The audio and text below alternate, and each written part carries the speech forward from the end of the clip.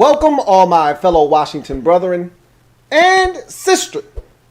I am your man and resident Washington football team fan, Lou. Thank you for joining me here on the Washington Football Report.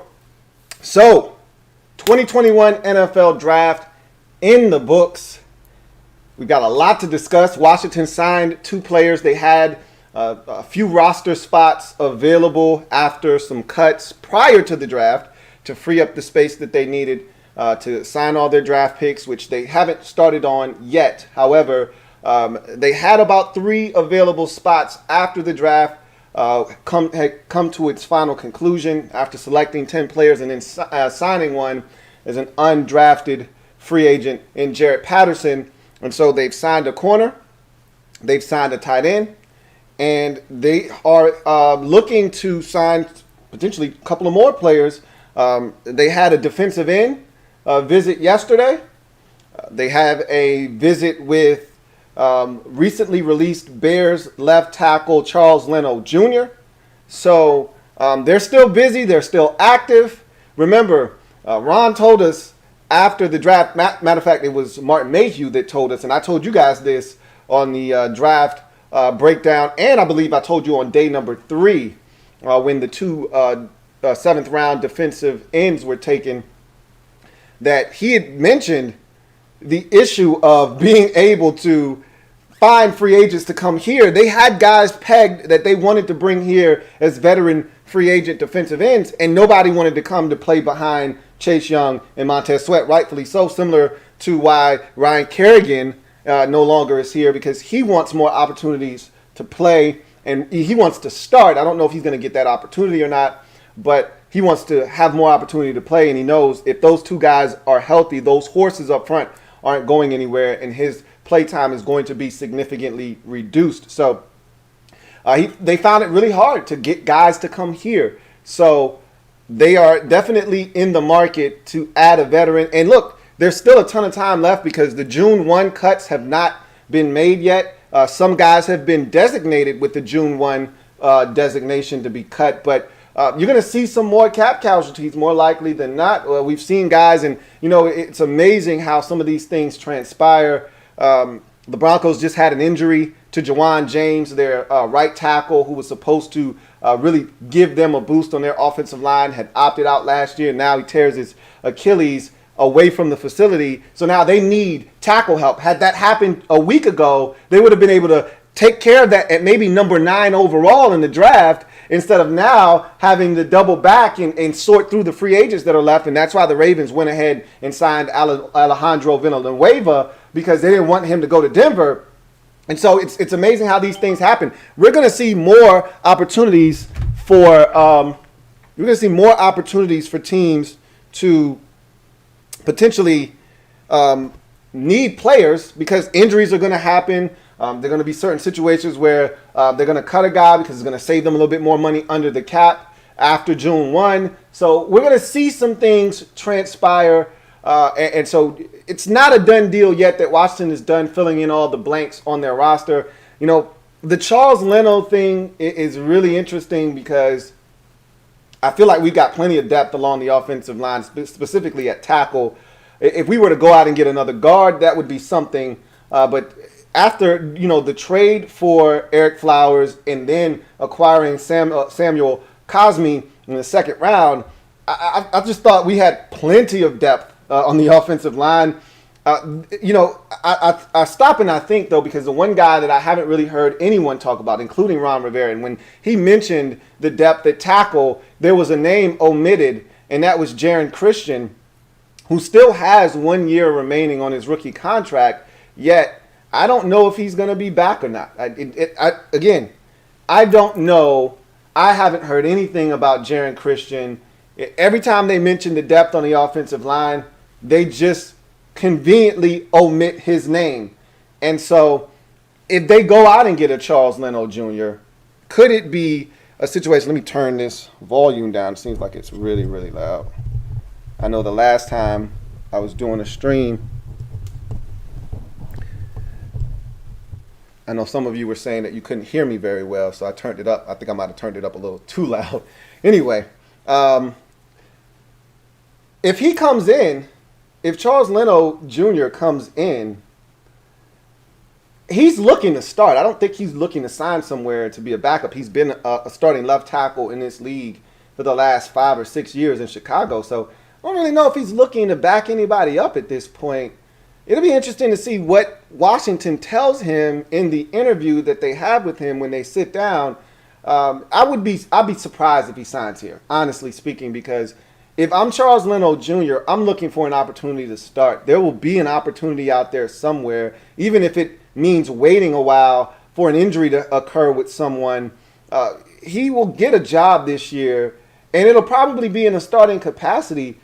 Again, we don't know if Samuel Cosmi is going to come in here and be ready to go right away, day one, right out of the gates. He could be a slow learner and a guy that is struggling to adapt to what they're asking him to do, because one of the things you've heard the coaching staff talk about, specifically Ron Rivera talk about, is Samuel Cosmi having to work on his technique. And if he is kind of slow to adjust to what they're asking him to do, maybe it causes him to not be ready week one to start at left tackle. And so then a guy like Charles Leno becomes really interesting. But again, if Samuel Cosmi comes in, does everything they ask him to do, is a quick study, and is ahead of the curve, and he's ready to go, again, if you sign Charles Leno Jr., it's depth, but the onus is being put on Charles Leno Jr., not on us. Well, all we can do is present to him the opportunity. Here's the situation. It is what it is. You can decide to sign here or wait for another offer somewhere else. I'd be shocked if Charles Leno Jr. signs here in Washington, because, frankly, I just don't see how they are able to convince him that he's going to play with Morgan Moses on one side, who just doesn't miss games. Knock on wood. Let's find a little bit of wood here. Knock on wood. He doesn't miss games. And you have about 3 or 4 options at left tackle, and you just drafted a guy in the second round that you really would like to start sooner rather than later. So that's interesting in itself. But there's another discussion I want to have with you guys real quick. So one of the things I said, and there were about 3 or 4 of you who said this right after the draft took place. So you said, hey, what do you think about Shaka Toney going to linebacker, playing a little bit of linebacker for us? And I'm like, look, I watched his movement skills. I wasn't impressed. I don't think he looks comfortable out in space. We'll see what happens. He's an athlete. He ran a 4.51. So obviously the guy has movement skills. I just didn't like his movement skills out in space. He didn't look comfortable. But again, comfortability is all about repetition, doing something over and over and over again. Now, some guys are just stiff. They're not great athletes. They don't have great change of direction, things of that nature, and agility. I don't think that Shaka Toney falls in that category. I just think he was uncomfortable doing something that he wasn't really asked to do all that often. And when he was, he didn't look comfortable. He wasn't Ryan Kerrigan dropping at a 45-degree angle looking like a fish out of water. He just looked a little uncomfortable. He just looked like a defensive end that's being asked to drop into coverage that doesn't get to do it very often. That said, he did have reps at linebacker in college. There were times, if you go to the Penn State game in 2018, the bowl game versus Memphis, the last game that Michael Parsons played in, and the last game that Antonio Gibson collegiately played in, if you watch that ball game, Shaka Toney's dropping into coverage in that game, and he does look a little comfortable. But again, I saw more times where he didn't look comfortable. Well, a lot of you said post-draft, hey, I think this guy's going to go and convert to linebacker. And I kind of dismissed it like, nah, I don't think that's going to happen. I didn't see the movement skills from him. And then I kept hearing it again from other people like, hey, you sure? And then somebody sent me a video on socials like, yo, check this out. You think he could be Anthony Barr? And I'm like, nah, slow down a bit. Anthony Barr is a different type of athlete, which is why he went in the first round, not the 7th round. But there is a lot of athleticism here to Shaka Toney. And then I listened to Jack Del Rio with his one-on-one interview with Julie Donaldson, and he did say that they have plans to work him out at linebacker. I think he's still going to get reps on the defensive line, but I think he's more looked upon as a linebacker than he is a defensive end. And somebody hit me up yesterday, I believe it was, and said, look, I'm going to tell you right now, I think they're going to move him to linebacker, and here's why. And he listed a bunch of reasons as to why. And I thought one of the best reasons he gave was that they only drafted one linebacker, and I thought we needed multiple linebackers in this draft. I thought we needed to come away with at least 2 linebackers. And, you know, with them trading back into the 7th round and getting an additional 7th rounder and also getting a 6th, I thought that was the emphasis was being put on, hey, let's make sure we grab us a linebacker in here before it's all said and done. They didn't appear to have done that, but now, in hindsight, maybe they did jump back and get a second linebacker in this draft in the form of Shaka Tomi. So that's something to keep an eye on. I'm excited about this draft class. And I think that when it's all said and done, you know, one of the guys that I was probably most excited about, you probably could tell, I love De'Ami Brown. I love the pick of Jamin Davis. I really like Samuel Cosme. But the guy that I was really excited about was John Bates. So, because I think he's the guy that no one's really talking about. A lot of people thought that we overdrafted John Bates, and I think he's perfect for what we need on this roster. But I also think there's a lot of untapped potential with John Bates when it's all said and done. So I'm excited about the John Bates pick, probably more so than any of the other picks. But, you know, we'll see what happens. De'Ami Brown I'm really excited about, too, because it just adds more speed to this football team from the offensive side of the football, and that's something we lacked last season. So now you look up, you got 3 guys that are sub 4.5 guys, a couple of them that are sub 4.4 guys, and we got guys that can run now. Legitimate speed demons and threats to stretch the football field vertically and can hurt you from any spot on the field, whether it's catching a slant or getting behind you on a slant and go and getting you for 7. So I'm really excited about this draft class, and I think a lot of you are. After reading, you know, a lot of times we do this. I can't speak for you. I do this. Sometimes I get sucked in to initial comments from people, and it's usually the minority. It's not the majority, but it feels like the majority because they're so loud, okay? And when the draft was over, you know, and really during the draft too, and when it was first over, there were so many people hit me up like, I'm disappointed, you know, and maybe time and just listening to people talk about the draft and everybody talking about how this was a really good draft by Washington, and most of the publications out there had this thing somewhere in that A to B range. And so, you know, maybe after listening to other people, you started to come around. It is what it is. At the end of the day, I like this draft a lot, and I think we came away with some good football players that are really going to help this football team. And so enough of me talking and rambling about this draft. Let's get to some comments. I do see some comments here, and I want to get to your comments. I don't want to miss any of them. So let's get to the comment section. We start the show off with my guy, Washington football fan WGIL. Thank you for the super chat. Washington football fan WGIL, who writes, just because, my brother, I really do appreciate that, man. Thank you so much for the support. And I greatly appreciate you and everyone out there that continues to support the Louie T Network and all that we do here. Again, this thing isn't powered, you know, off of just energy and want to. This thing is powered off of the generosity of you guys and your time, your energy, and your resources. That's what powers the Louie T Network. So I really do appreciate you, Washington football fan WGIL. Thank you so much for the super chat. Got another super chat here.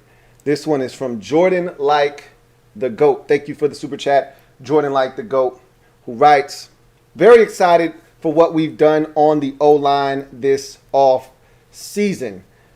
I am too. It just more is better, especially along the offensive line, especially when you're talking about depth.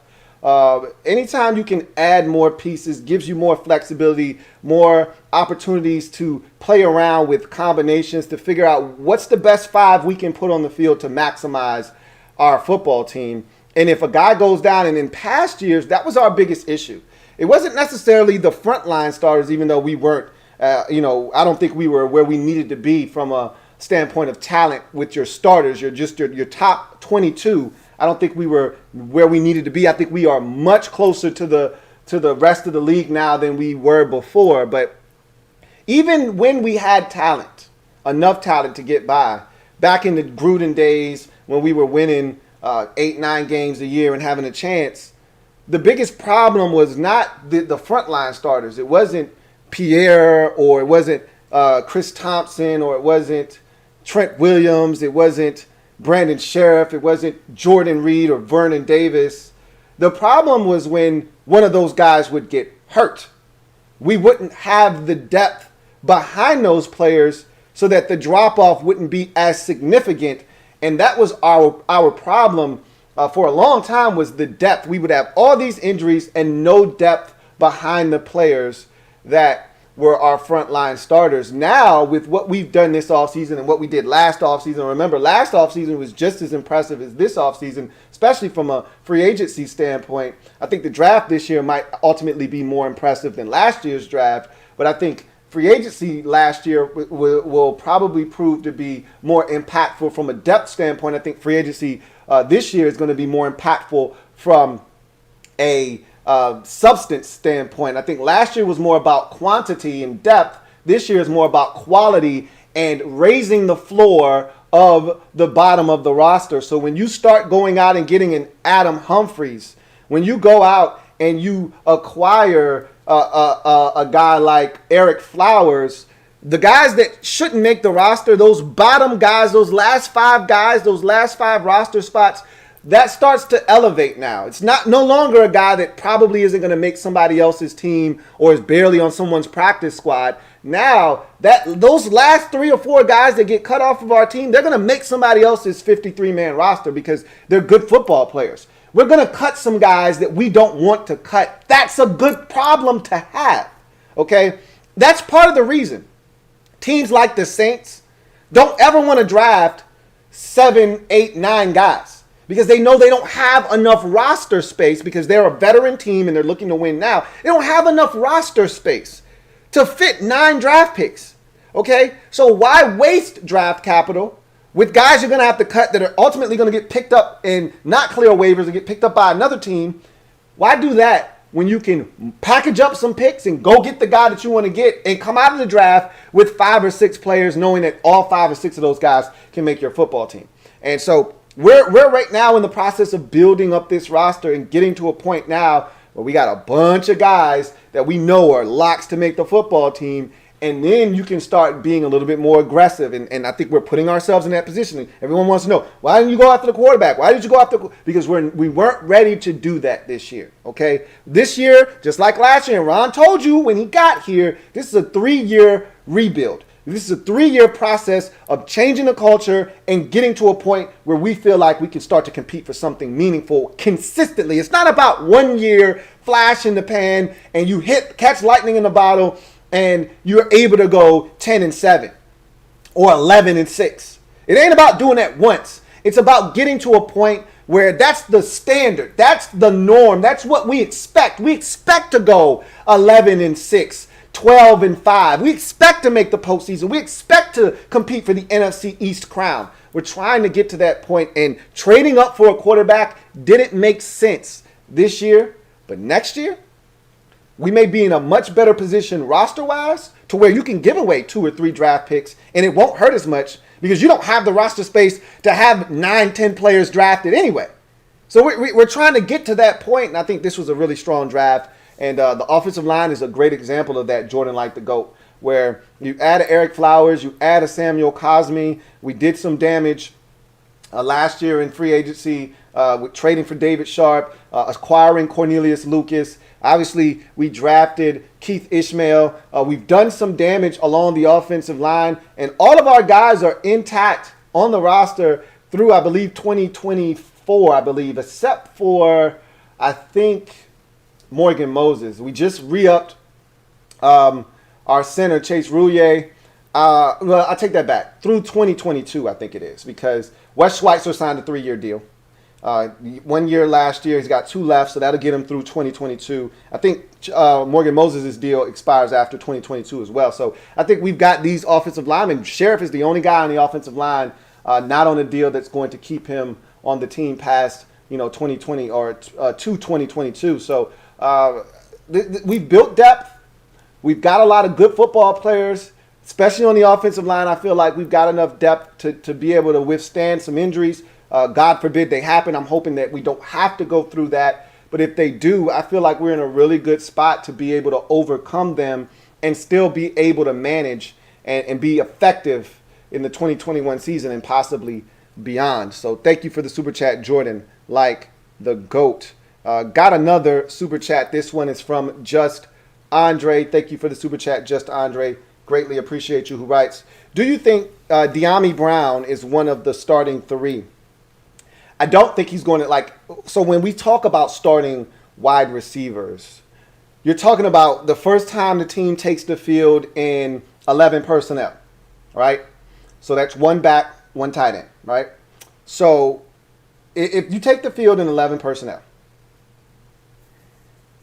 I think the first time they do that, if everybody is healthy, all things equal, you're going to see Curtis Samuel, Terry McLaurin, and Adam Humphries on the field. So if you consider that starting, then no, he's not starting. At receiver, it's really not about starting unless you're out wide. If you're a third receiver, he's going to be backing up. On the depth chart, he's going to be the backup to Terry McLaurin, okay? If you're wondering. Dyami Brown, more likely than not, going to be your backup to Terry McLaurin. Remember, the comp for him, and everybody keeps saying this, is Terry McLaurin. So he's going to be the backup to the X receiver, which is Terry McLaurin on this roster. So he's not going to be starting. But he's going to get reps. He's going to get snaps. He's going to find the football field, especially if he's a quick study, especially if he is able to process and digest what they're asking him to do. One of the things that Antonio Gandy Golden struggled with, and again, it was a rough year last year for all rookies across the board.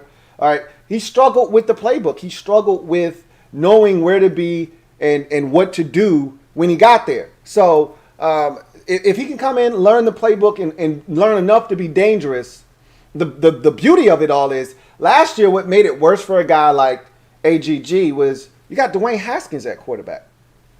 And if you got a guy like Dwayne who himself is kind of struggling with the brand new offense, it's hard for him to tell somebody where the hell to line up at where he's trying to process everything himself. Whereas this year you got a 15-year veteran, 16-year veteran, and Ryan Fitzpatrick, who has been in 89,000 offenses. He's going to know where everybody's supposed to be and be able to help young guys line up where they're supposed to go and help them play a lot faster because, as you'll hear from many guys, when they first come into the league, they'll tell you one of the biggest things was just figuring out what I had to do, not thinking so much and just being able to play. When you're busy trying to think about what I'm supposed to be doing, it slows you down, it bogs you down because mentally you are fixated on what am I supposed to be doing here instead of just going out and doing it. So again, if Dyami Brown can kind of master that a little faster, much sooner than later, he'll be on the field. But trust me, if nothing else, they're going to be able to say, hey, Dyami, just run deep, man. Just run a 9-ball, okay?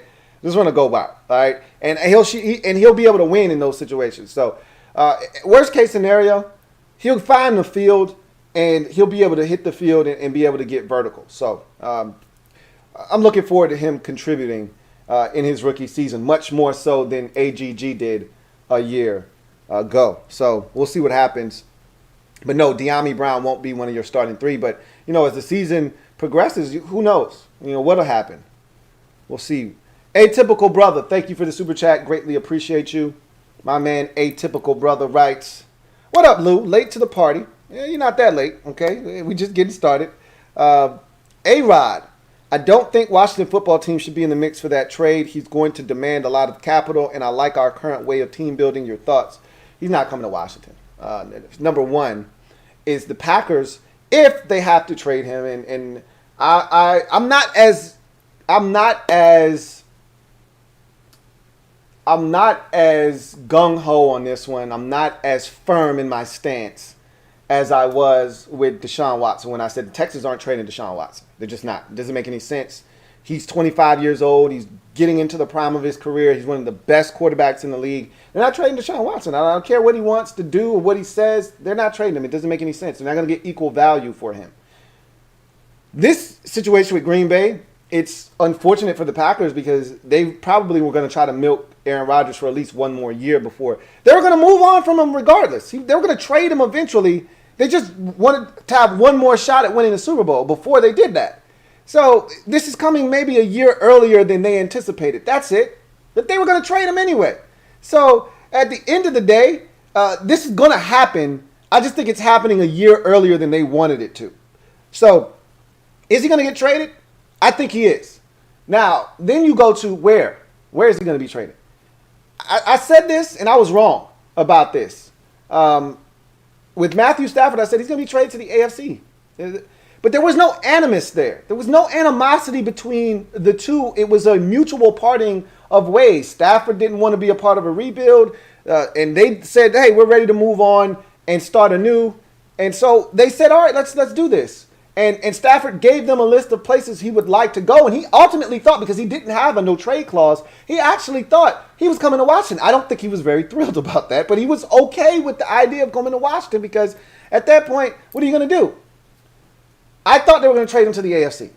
And I kept saying Indianapolis, Indianapolis, Indianapolis. If not Indianapolis, New England. Well, it turns out Stafford didn't want to go to New England. Okay?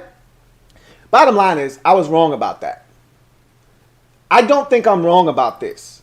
Aaron Rodgers has disdain for the Packers organization, specifically their GM right now, Brian Gutekunst, okay? And he wants to do nothing more than rip them to shreds. So if I'm the Green Bay Packers, I don't want to see Aaron Rodgers in the regular season. I damn sure don't want to see him in the playoffs. If I see Rodgers, it needs to be in the Super Bowl. Okay, fine. They're the best team over there. We're the best team over here. Let's do it. But I don't want to see Aaron Rodgers in the regular season. I don't want to see him in the playoffs. I don't want to see this guy at all. So if they're going to trade him, I don't think it's going to be in the conference. I don't think they're going to cut off their nose to spite their face here, okay? If they trade Aaron Rodgers, I think it's going to be to an AFC team. To me, it's Denver Broncos or bust. This feels Peyton Manning-ish. Okay, John Elway is terrible at drafting quarterbacks, it seems, even though I was a huge fan of Drew Lock and I haven't given up on him yet. Seems to be terrible at selecting quarterbacks for whatever reason, and they don't seem to develop well there. Whatever the case may be. What he seems to be really good at, though, is acquiring free agents. Now, Case Keenum, not so much, but for the most part, when veterans go there, i.e. Peyton Manning, good things happen. I think they're going to be all in on going to get Aaron Rodgers. They got all the weapons you could ask for. I don't think Aaron Rodgers, if they get Rodgers, he would have never have played on a team that talented before as the one he would be inheriting in Denver with all the skill position weapons that they've acquired in Denver. Now, the offensive line, that's another issue, especially with Juwan James going down. But if they could land Aaron Rodgers, they immediately go to the top of the food chain in the AFC, and I think they would be one of the odds-on favorites to win the Super Bowl in the AFC. That's not happening here in Washington. I just don't see the Packers saying, you know what, it's a good idea to trade him in the conference. And even if Washington is offering them a boatload of draft capital, it just – because Rodgers still could have 5 good years left in him. At some point, you're going to run into him. As a matter of fact, Green Bay plays Washington this year. Do you really want to do that? I don't see them doing that, okay? I just don't. It just doesn't make sense for them. And then you're competing with Washington for a playoff spot. Let's say Washington doesn't win their division, but you're competing with Washington for one of the 3 wild cards.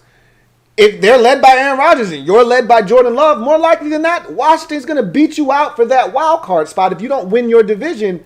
So, again, I don't see us being in a position. And I don't think they're really entertaining that. I think they did, like Kyle Shanahan said, okay? Kyle Shanahan said it best. He said, I would be really upset at myself if I woke up Sunday morning after the draft and found out that Aaron Rodgers was traded. So I had to do my due diligence and pick up the phone and call to see what was going on. And their GM, Brian Gutekunst, said, you're wasting your time. He said, cool beans, hung up the phone.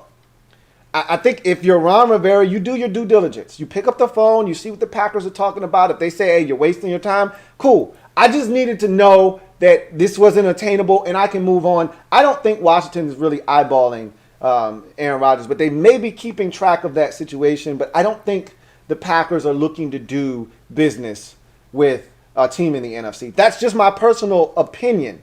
This isn't like the Matthew Stafford situation. Stafford hasn't won anything in his career. He's been a really good quarterback. He hasn't won anything, and there was no animus there.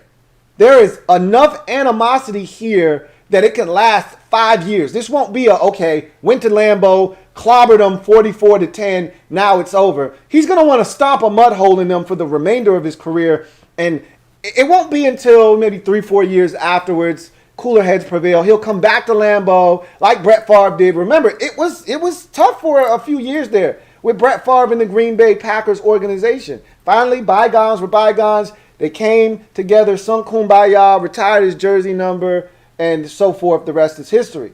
I think it's going to be something similar to that. And Brett Favre, who says a lot of random shit out of his mouth, did say this. I think that Aaron Rodgers' time in Green Bay is up. I think he more likely than not won't be back. But we'll see what happens. I don't think we're going to be one of the destinations, though. I said all of that to say this. I don't think we're going to be one of the destinations. Thank you for the super chat, Atypical Brother. Got another super chat here from Zachary Portnoy. Thank you for the super chat, Zachary Portnoy. Greatly appreciate you. My man Zach writes, if Rodgers was added to the roster, we are a Super Bowl team. Are we a Super Bowl team? Yes, we are. It's really simple. Had Matthew Stafford been added to this roster, I think we would have been in the Super Bowl discussion NFC-wise. I mean, I don't think we would have been the odds-on favorite. I still think Green Bay would have been ahead of us. Tampa Bay would have been ahead of us. I think New Orleans falls back to the pack with no Drew Brees. But I think those two teams in particular would have been ahead of us had we acquired Matthew Stafford. I think maybe Dallas might have been ahead of us. I think we leapfrogged Dallas with Matthew Stafford. I think that's the only thing stopping us from being the odds-on favorite to win this division is the fact that we still don't have a true answer at quarterback, and Dallas does. But outside of those two teams and Seattle, I think Seattle would have been ahead of us. Maybe the Rams, depending on what they would have done with Jared Goff. But those three teams would have been ahead of us in Super Bowl odds still, even if we would have acquired Matthew Stafford. Maybe even Arizona. But we would have been in that conversation. You know, we would not have been like one of the worst teams or the longest shot odds in the NFC conference like we are right now. We wouldn't have been one of those teams had we had a quarterback like Matthew Stafford. So imagine if we would have gotten Aaron Rodgers. That would be like times 3 Matthew Stafford. So I think you jump to the front of the line essentially if you get Rodgers. I think you're right there with, because now Green Bay is no longer there. Obviously, they come out of that second spot if they're not first, and you either replace them as number 2, or you could potentially even leapfrog Tampa Bay with Aaron Rodgers because of how good this defense is projected to be and was last year. With the weapons added, you probably go to the front of the line, if not the front of the line, right behind the Super Bowl defending champions. But again, that's a discussion that I don't even think is really worth having because I don't anticipate Aaron Rodgers ending up in burgundy and gold, period. But yes, to answer your question, yeah, we're Super Bowl contenders without a doubt. If Aaron Rodgers, with any of those quarterbacks that was rumored to be available this year, Aaron Rodgers, Russell Wilson, and Deshaun Watson, if any of those guys land here in Washington at any point this year, we're Super Bowl contenders. But obviously, that didn't take place. So it is what it is. We have our guy, Ryan Fitzpatrick. We're going to roll with him. We're going to see how it goes. And hopefully, a lot of people seem to think he's going to have the best year of his career this year. He's trending in that direction. I'm not going to drink the Kool-Aid. I'm not going to stop you from putting your lips on the cup. Sip slow is all I ask. Sip slow. Thank you for the super chat, Zachary Portnoy.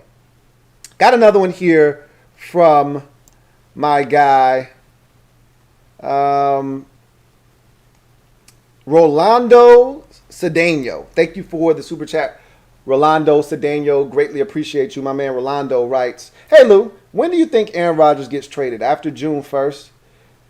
I don't know if there's a time frame necessarily attached to this or not. I don't know the specifics of his contract because I haven't been following the situation as closely because for one, I don't think we're going to be involved in the matter. So I haven't been following it as close as the Deshaun Watson situation when, there was all this heat around him potentially getting moved and dealt. And I thought maybe this could really happen. And more importantly, if they traded him, it would be to an NFC team, not an AFC team. So I was really interested in Deshaun Watson because I'm like, I don't think he's going anywhere. But if he does get traded, and he would have had to have okayed the trade because he has a no trade clause. But if you want out so badly and they come to you and say, we found a trade partner, are you really going to turn it down? He's got the ability to do that. You can't say you want to be traded and then really want to be in control of where they trade you. But I get it. You don't want to go to a trash organization either because that could be their way of spiting you on the way out. That said, I was interested because maybe he could end up here in Washington. It's an NFC team. They're going to trade him to the NFC. With Rodgers, I think he's going out to the AFC. I think he's going to Denver. I was adamant about, I can't state this enough, I was adamant about Matthew Stafford going out to the AFC and Indianapolis in particular, and I was wrong there. So I could be wrong here, and he could be on his way to Washington. Highly unlikely, but I think there is a contract issue there where maybe it's less money. It's going to be a ton of money for the Packers if he's not on the roster, period. I think there's no way around that. So maybe June 1 softens it just a tad bit. You know, maybe post June 1, maybe they get to keep $4 or $5 million extra in their pocket, but it's still going to be $30+ million that they're going to have to eat. Similar to the Eagles when they traded Carson Wentz. They don't want to do this, but if they do it, they probably want to save themselves a couple bucks in the process if they can. So maybe June 1. I don't know the specifics of that, but if I had to guess, there probably is some caps savings there, even if it's minute. If you got to do this, you want it to sting as least as possible. So maybe that's why you're going to wait if you're the Packers. But you don't want to wait until July. Like, you want him to get to wherever he's going, get acclimated. If I'm a team and I'm interested, not that you're going to be complaining if the Packers pick up the phone on July 11th and call you and say, all right, we're not getting anywhere with Aaron. What's that deal you offered us again? If the Packers picked up the phone and did that, the team on the other end is turning down a deal because it's July 11th and, oh, my God, we only got 2 weeks until training camp. They're going to say, oh, yeah, here you go, and take this. So sooner rather than later, if you're a team looking to acquire Aaron Rodgers, you would want him to get his hands on his playbook as soon as possible. But that said, the Packers are in no rush because they don't want to do this. And if they have to do it, they're going to probably drag their feet kicking and screaming, doing it. June 1 may have something to do with that as well. We'll see. Thank you for the super chat, Rolando Cedeno.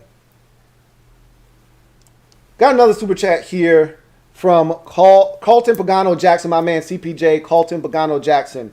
Thank you so much for the super chat. Greatly appreciate you. Who writes, what up, Lou? It's your man CPJ. I personally love the draft. Nice solid picks when we need it badly. Ron's plan. As you can see, Ron's plan. Ron's plan. I love it. I love it. Want more of it. So while I have the chance, shameless plug time. If you haven't copped your Ron's Plan t-shirt, as you can see, it's dope. All right. Don't want to get left without one. Less than 2 weeks to pre-order. And once the pre-orders are done, the shirt is gone. So get your Ron's Plan t-shirt now. Okay. Don't wait and miss out. Okay. So I thought the draft filled a bunch of needs, and I thought they did it almost predictably. I mean, I was pretty much spot on day 3 in my assessment of what they were going to do. I hit the first round pick with Jamin Davis. The second round pick, I had it out of order. I had us getting a tackle in the third and then getting a tight end in the second. We didn't get a tight end until the 4th, so I was a little out of order there. But I knew it was going to be in some way, shape, or form, in some order, some sequence. Tackle, tight end, and a corner. I told you they really wanted to add another corner. And safety. Remember, I had us getting a corner in the 5th round of my mock draft. So I had the order shuffled around. But I knew exactly what we needed. And so did they. And they went out and acquired it. And I can respect it. And I told you, We're going to get a running back. They want to add a young running back after moving on from Bryce Love. You can't convince me that they're okay with 30-year-old Lamar Miller on the roster. Like, Lamar Miller's cool, but Miller time has come and gone. All right? It's no longer Miller time. So I knew they wanted to add a young back, and they did that with Jaret Patterson. So I thought they took care of all their needs beautifully. Now it's all about what are these guys going to come in and do. But as far as plugging holes on this roster, and the common thread with all of these guys, high character. You heard Ron talking with Julie Donaldson. If you haven't, go check out Ron Rivera, Jack Del Rio, and Scott Turner all doing a sit-down with Julie Donaldson. Hell, even the special teams coach, Nate Kaiser, did a sit-down that I listened to with Julie Donaldson as well. So if you listen to these guys talk, one of the common threads, we got a leader. We got a character guy. You know, a high IQ football player, a guy that loves the game, and a guy that's going to come in, assimilate himself well in this locker room and be a leader. You know, listening to Jack Del Rio talk about fifth-round pick Derek Forrest, he said, look, I know their head coach very well. You know, we go way back. And he told me this is one of the highest character guys you're going to get out of our program. This guy loves football. He's a film rat. He'll do anything you ask him to do, run through a wall for you. He's the kind of guy you want in your football team. Well, that's what they were looking for in this draft. So high character was one of the big things. I talked about that with you guys already because Ron talked about it again during the first day of the draft. And he talked about how, and I think this was a shot at Michael Parsons. Like, hey, we want high character guys. That matters here. You know, we don't want to be dealing with Darius. He didn't say this, but this is what he was kind of alluding to. We don't want to be dealing with Darius Geis situations. We don't want to be dealing with, what was the linebacker's name that was here from San Francisco? We don't want to be dealing with those kind of issues here, okay? We don't want to do that. We don't want a guy to get in trouble and then have to go back and deal with this. We want to get it right the first time. And Ron said that part. You know, we want to get it right the first time. We don't want to double back and have to clean up an issue that we overlooked during the period because the guy was so talented. We want to get it right the first time. We want to have guys that fit what we're trying to do. So that was one of the things. And the other thing was they got athletes. They wanted. We kept talking about adding speed to the offense. They wanted to add speed to the team in general overall, period. Doesn't matter what position. Hell, even our tackle was the fastest tackle in the draft. Samuel Cosme ran a 4.81. Like, everybody was athletic pretty much for the most part that we drafted in 2021. You know, from the first pick in Jamin Davis to the second pick to your tackle, Samuel Cosme. Obviously, Benjamin St. Juste is a big, tall, long, fast athlete at 4.51 at 6'3". That's a tremendous timing. Or 4.52. That's a tremendous time. I told you, when you're that big, that speed coupled with his length, it's perfect. It makes up for the lack of speed. And I gave you the Dick Sherman analogy where if you've got length, you can run a lot slower because that length will allow you to recover and get back into play and make a play on the ball. So he's an athlete. Obviously, De'Ami Brown is an athlete. All right, John Bates, the tight end, not the best athlete, but I think he's a sneaky athlete. I think he doesn't get enough credit for his abilities. And then obviously Derek Forrest and Shaka Toney. These guys are athletes. So fast guys that can run. We added a ton of speed in this draft, and I thought that was another emphasis that this group put on these group of players that they selected is, hey, let's get guys that are going to add to the team speed overall, which is something we've bitched and moaned and complained about for years with this team. Now, we got a ton of speed everywhere on offense, especially if Samus Reyes comes in and is anything like we think. We just added more speed to the offense at tight end as well. So we've added quite a bit of athleticism to this football team, for sure. Thank you for the super chat, CPJ. Got another super chat here from Atypical Brother. Double up. Thank you for doubling up, Atypical Brother. Greatly appreciate you. Atypical Brother writes, how do you feel about getting Larry Warford in free agency and rescinding Sheriff's tag? So let me stop you right there. You can't rescind a franchise tag that's already been signed. So Sheriff wasn't going to hesitate. The reason Sheriff didn't want to sign a long-term deal was because he knew once Washington slapped him with the franchise tag, he was going to get $18 million. So soon as they put that franchise tag in front of him, he signed it. So that franchise tag is signed already. He's not going anywhere. You can't rescind it. It is what it is, okay? The only time you can rescind a tag is if it hasn't been signed, a la Josh Norman in Carolina. Norman hadn't signed it yet. He was still hoping to reach a long-term deal with Carolina. They didn't like how he was playing hardball. They snatched it. Give me back my damn franchise tag. And they allowed him to hit the free agent market. And we were the beneficiaries, or at least we thought we were at the time of him ending up out of Carolina. That's not happening here. Sheriff has already signed that tag, so there's no rescinding. And as for Larry Warford, I'm not as big on Larry Warford as a lot of you are. He didn't even play football last year. He opted out. And before he opted out, he was released by the New Orleans Saints. They saw fit to release him as a cap casualty, which means they didn't value him as much as they once did in New Orleans. Not to say that he's not a good player. I'm just not looking to add a Larry Warford to the mix. I think we're perfectly fine at guard right now with the addition of Eric Flowers to give us more depth. I think we've got plenty of depth. We go about 4 deep now at the guard position.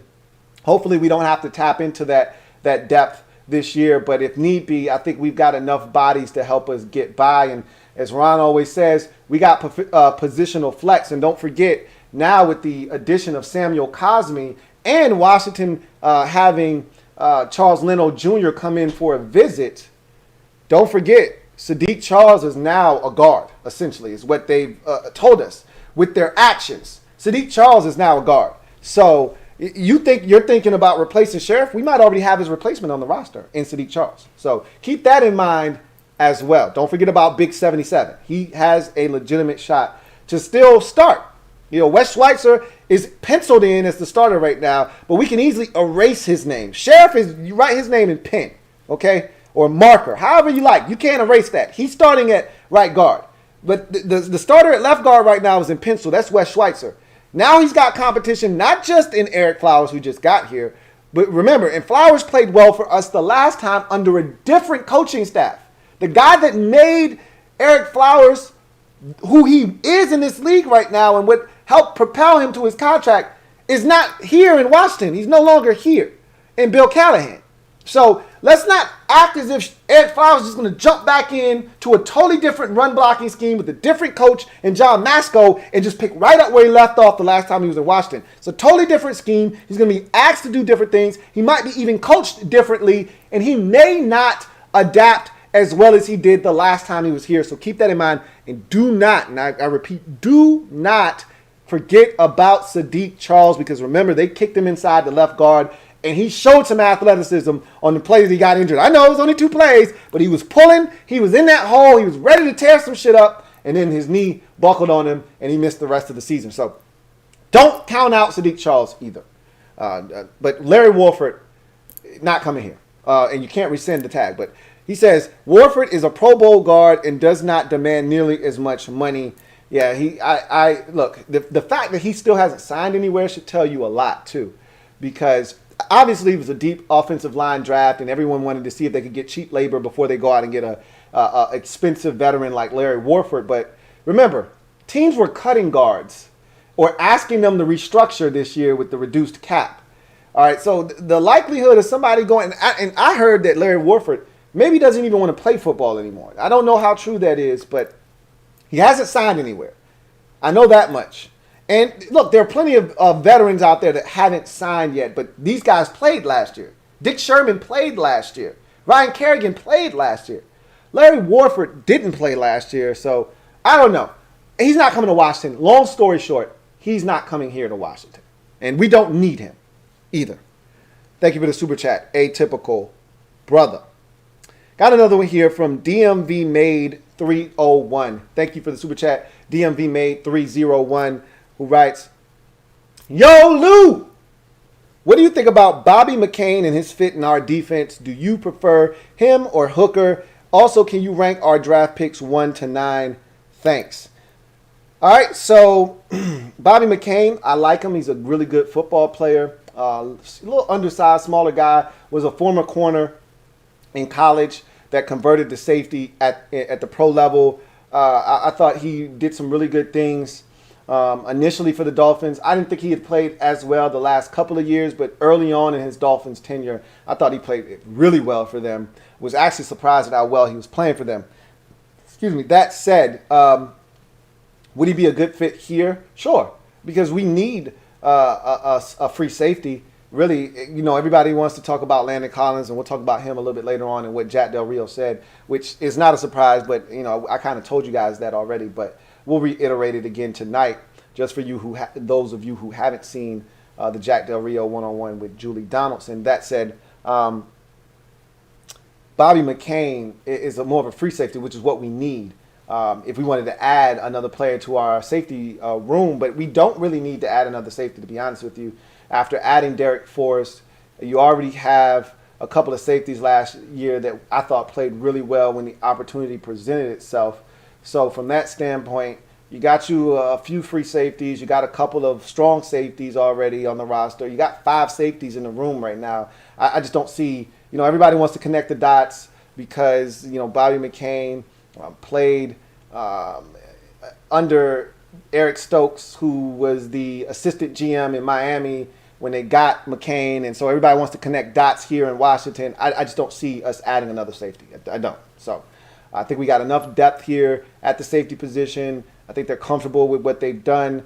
I don't see us adding anyone else to the roster at this time. So you also asked, do I prefer him or Malik Hooker? I still would like to I would take a flyer on Malik Hooker. You know, the former first-round pick that, you know, flamed out in Indianapolis, couldn't stay healthy. It's not going to cost you a lot. Again, the reason I was interested in him and John Ross in the first place, two former top 10 picks that aren't going to cost you anything. And John Ross signed for $2.5 million in New York. I surmise Malik Hooker is going to sign a similar deal to play for 1 year to prove it, to then try to parlay that into a big contract next offseason. Why not take a flyer? But obviously, if they wanted to do that, they would have already done it. So, because again, a 1 year, $2.5 million contract isn't going to stop you from drafting a guy in the draft. So it's one thing if you say, I don't want to pay a guy $12 million. I'll just wait to see if I get something in the draft. And if I don't, then we'll go and revisit that afterwards. Like the Saints did with Dick Sherman. They waited to see if they'd get a corner in the draft. I think they didn't get a corner. I'd have to check, but I know they didn't get one in the first round. What did they draft? I think they drafted. What did they draft? What did the Saints draft? Now I'm curious. Let me see what the Saints drafted in the first round. New Orleans Saints draft. See what they did. They drafted. Yeah, they got Paulson Adebo. They did get a corner. So I don't. You just wait. You know, in a situation where you know you're gonna have to pay a guy a little bit more than you really want to. You get a rookie on a rookie deal that isn't going to cost you as much. You go that route. I don't think that's what Washington was doing when they decided not to move on a guy like Malik Hooker. I think they weren't interested. So if they didn't get him before the draft, I don't think they're looking to get him after the draft. I saw he had a visit with somebody coming up. I don't know how that went. Obviously, he didn't sign with that team because I heard that was earlier in the week. I would have imagined that visit already took place, and if he would have signed, probably would have heard that already. But whatever the case may be, anyway, let's get to your last part of your comment where you asked to rank the draft 1 through 9. I mean, really, it's it's kind of in the order that they were taken. I mean, 1 would be Jamin Davis. 2 for me would probably be Samuel Cosmi. I think 3 would be De'Ami Brown for me. 4 would then be Benjamin St-Juste, even though I don't love him, don't love the pick. That doesn't mean I don't think he has a shot, and I like his measurables, and they are excited about him. He's still more talented than anybody else we took in the draft, so he comes in at number 4. Then I think John Bates is 5, which he was the 5th pick in this draft for us. Then the 6th pick The sixth player would be.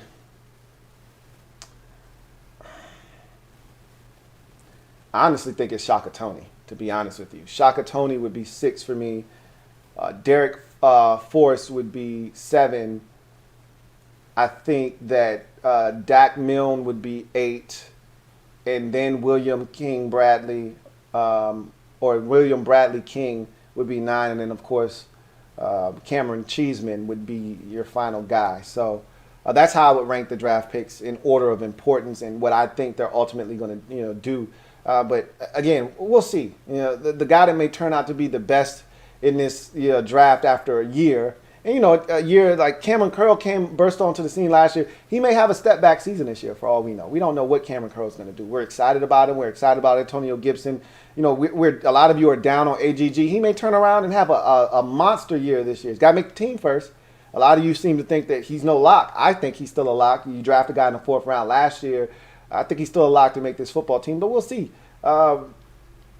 It'll be interesting to see what happens. They really like all their picks.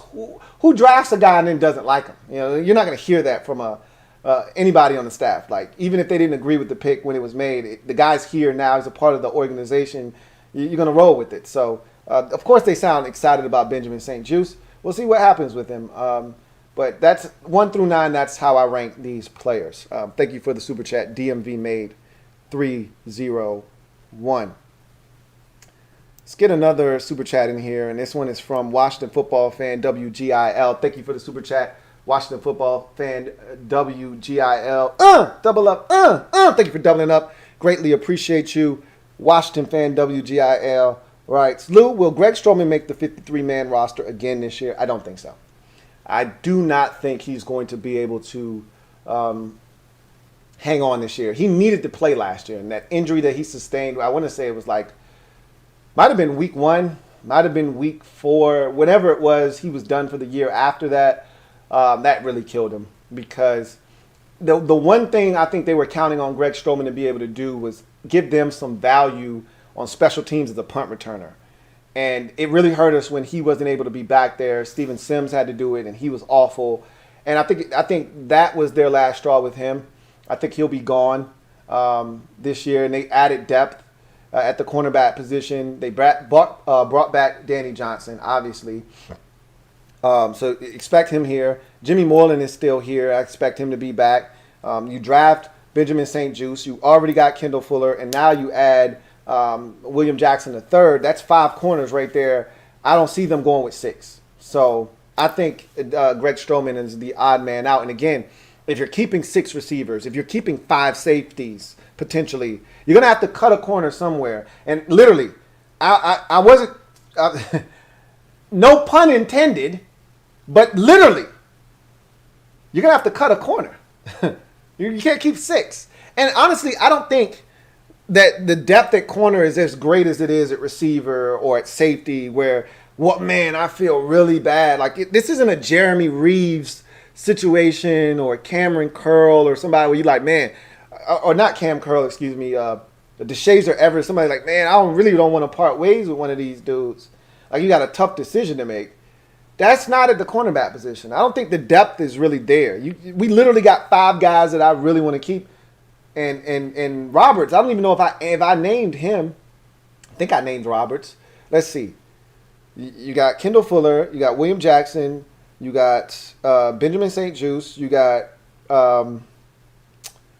Danny Johnson, and you have you got Roberts. So yeah, I think I did name him. That's 5 right there. So I think they feel really good. Oh, and Jimmy Moreland, I didn't name him. Jimmy Moreland is the 6th corner. So they got a tough decision to make. Somebody's not going to make it. Somebody's not. Greg Stroman doesn't stand a chance, is what I'm telling you. I'm not going to say it's impossible, just like I won't say anybody is impossible, like Steven Sims, we're counting him out. Anything is possible because it's football. Injuries do happen. So I don't want to count anybody out right now. But if the season started today, Greg Stroman would not be on the 53-man roster, and I give him a less than 5% chance of making this football team. And the only reason it's not 0 is because it's football and injuries do occur. But he'd have a number of injuries would probably have to happen for him to make this football team. I don't see Greg Stroman making the football team this year. Thank you for the super chat, Greg. Greg, Washington football fan, WGIL.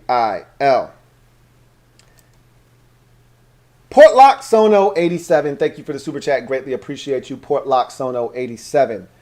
Thank you for the super chat and greatly appreciate you. And double up, thank you for doubling up, Portlock Sono 87. Who writes, "What up, Lou? I feel good about our draft, but I'm asking for my friend regarding his Titans. He said, how do his team go about improving their defense? I think they're in need of pass rushers, but I want to hear your thoughts. Salute." Absolutely. That was my biggest offseason need for them. I think they created a need for themselves at corner with all the guys that they moved on from in the offseason. Remember, they traded for the cornerback from the Chargers, Desmond King, and they let him walk in free agency. He signed with the Texans. They allowed Malcolm Butler to move on in free agency. They allowed Adoree Jackson to move on in free agency. So they created a void in the secondary that they had to fill. I do believe they selected a corner relatively early in this draft. Let's check out the Titans draft real quick. And edge rusher. I think they selected an edge rusher in this draft, if I'm not mistaken. That was their biggest need. That's why they went out and signed Jadeveon Clowney last year. That didn't work. They've needed edge rushing help for a while. I thought that when they got the BC edge rusher, Harold Landry, that he was going to really give them something off the edge. He's been okay, but not as good as I thought he was going to be. So, and then obviously with Isaiah Wilson doing what he did last year as a first-round pick and them having to release him, that created another hole for them on their offensive line. And so they really, really had some things that they had to take care of. And let's see what they did. All right, so Titans drafted. All right, enough of this. I'm going to the NFL.com draft tracker. I don't even know why I don't have that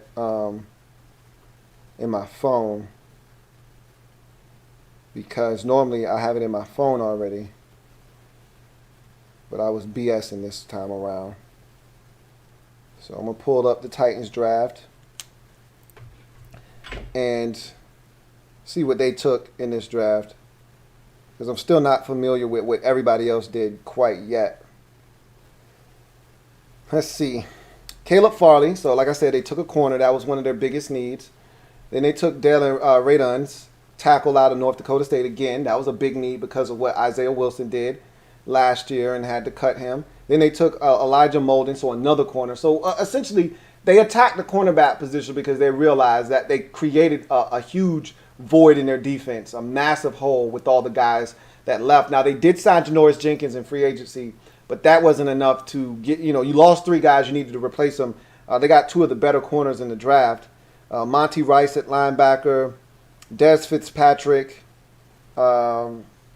They got the defensive end Rashad Weaver out of Pitt.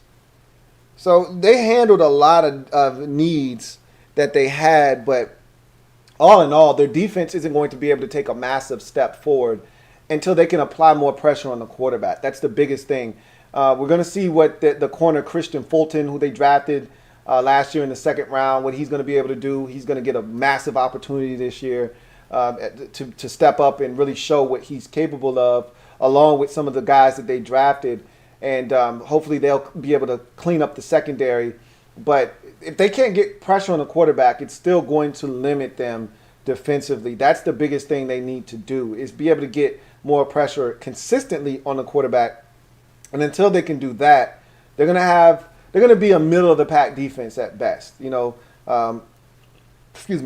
That's always been their issue, is they can try to control the clock with the run game, but eventually they're going to get back. The other team's going to get back on offense, and they're going to be able to move the ball against that Titans defense because they can't get pressure on the quarterback consistently. So I think that's the biggest thing, is their pass rush. The secondary was massive need for them. Obviously, tackle was a need. They took care of all of those things. They added they added Weaver from Pitt in the draft at defensive end. Let's see what he's able to do, come in and help them.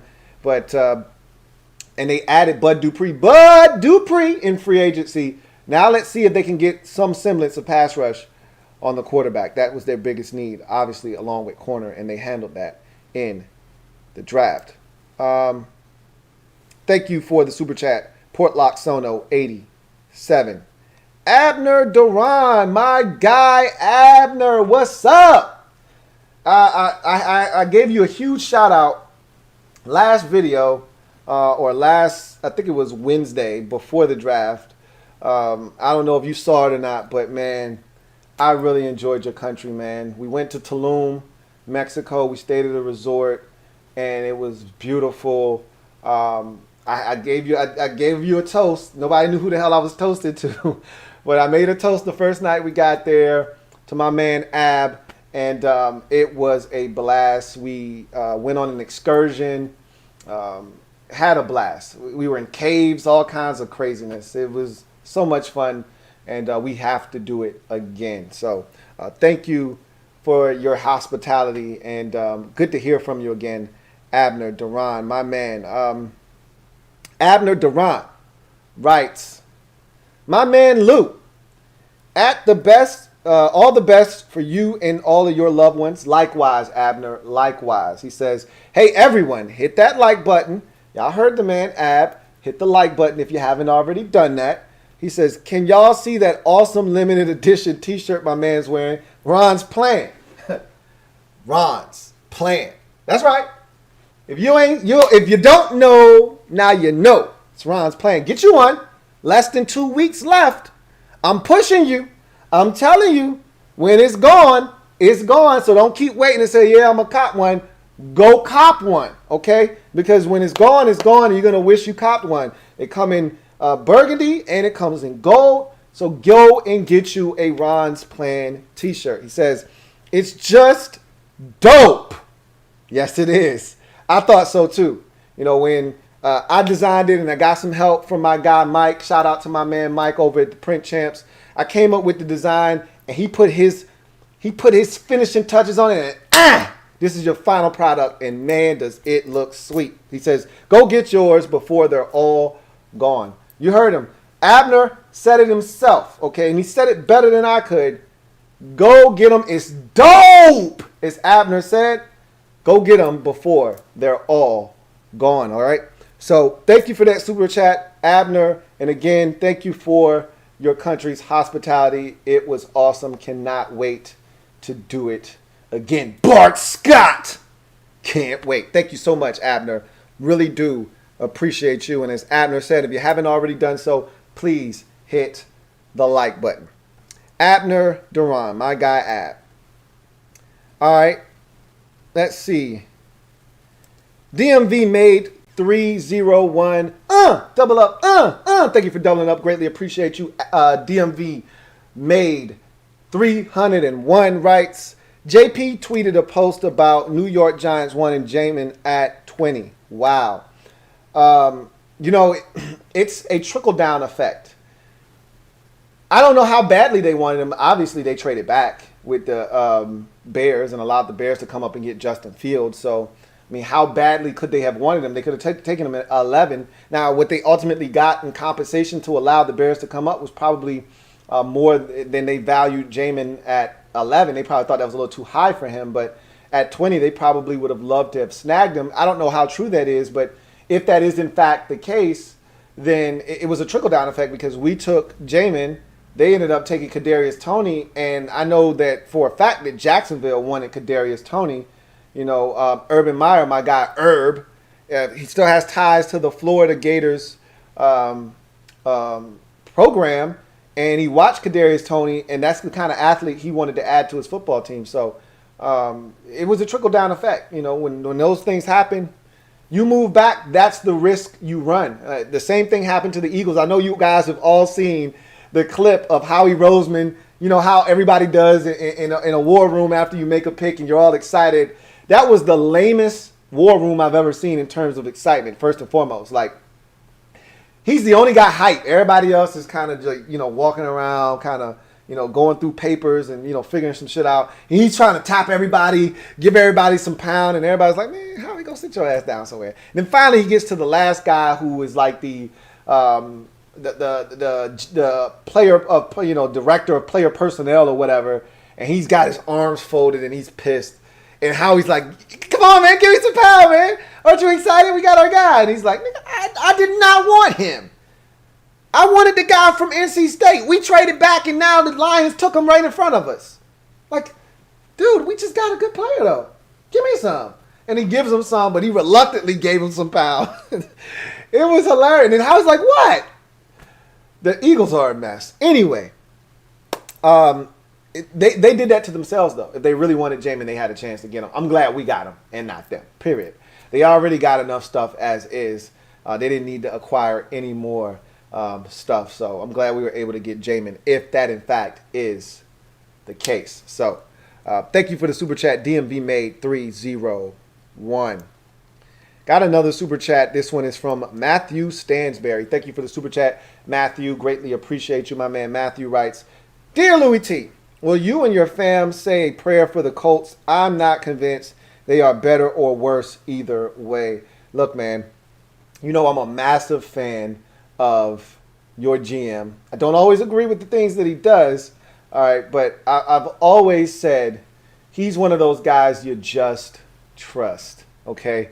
He usually doesn't lead you astray, and I'm going to tell you, I didn't love the Kwity Paye pick. I wasn't a big Kwity Paye fan, but he's one of those guys you draft off of sheer potential, not because of the numbers or what he did at Michigan, but rather what you think he's going to be able to do at the pros when he puts it all together. He's got the physical traits. Now you need him to come in here and show you that he can get it done. But Chris Ballard over the years has built up enough equity with me that I just tend to trust him even when I don't always agree. So we'll see what happens. Obviously, as a Colts fan, you just don't know this offseason because you're relying on Carson Wentz, who looked like hot garbage last year. But if you go back the year before or the year before that, you saw a guy that had MVP-type potential. So all you're really asking yourself is, what Carson Wentz are we getting? Are we getting the 2019 and 2018 and 2017 version, or are we getting the 2020 version? And if it's anything but 2020, you should feel damn good, and you'll probably be 11-6, 12-5, and you'll be back in the postseason. If he reverts back to 2020 form, then you could be taking a massive step backwards, and you could be doing this thing all over again in terms of looking for a quarterback in the draft. But we'll see what happens. Like I said, I just tend to side with Chris Ballard, even though I don't always agree with him. But we'll get knee deep in the Colts draft. When we get to this draft wrap-up series, we're going to be starting with the Steelers. And from there, you pick format, get in there, be first, next, and the team you want to see next. And we'll get through all 32 of these teams, including your Indianapolis Colts. But I think you're going to be fine, A-OK, just fine. Did you guys sign a tackle recently? I'm not sure. I know you lost Anthony Costanzo, and I don't know if you did anything in the draft specifically at the tackle position, at least not early in the draft, I don't think. I mean, I might as well look it up. I'm here. Might as well look up and see exactly what you did in the draft and see what players you took and see if you took any tackles.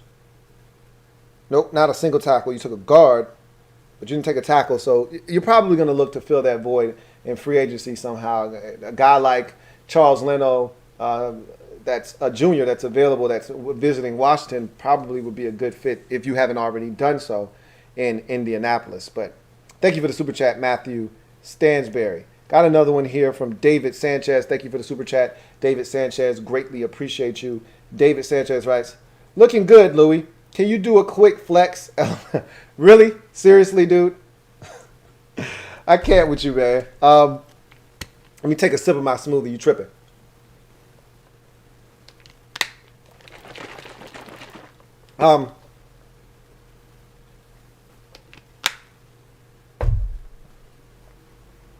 Atypical brother. And I ain't trying to shit on you, David Sanchez, but I don't need to flex. I don't need to flex on camera, man. Atypical brother, thank you for tripling up.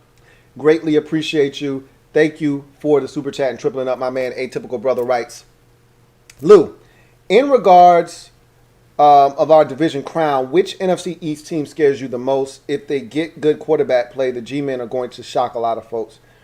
I've stated this already numerous times, that the Giants got guns and shit. That's been my off-season saying for them after watching what they've done in the draft. I thought it was an impressive draft.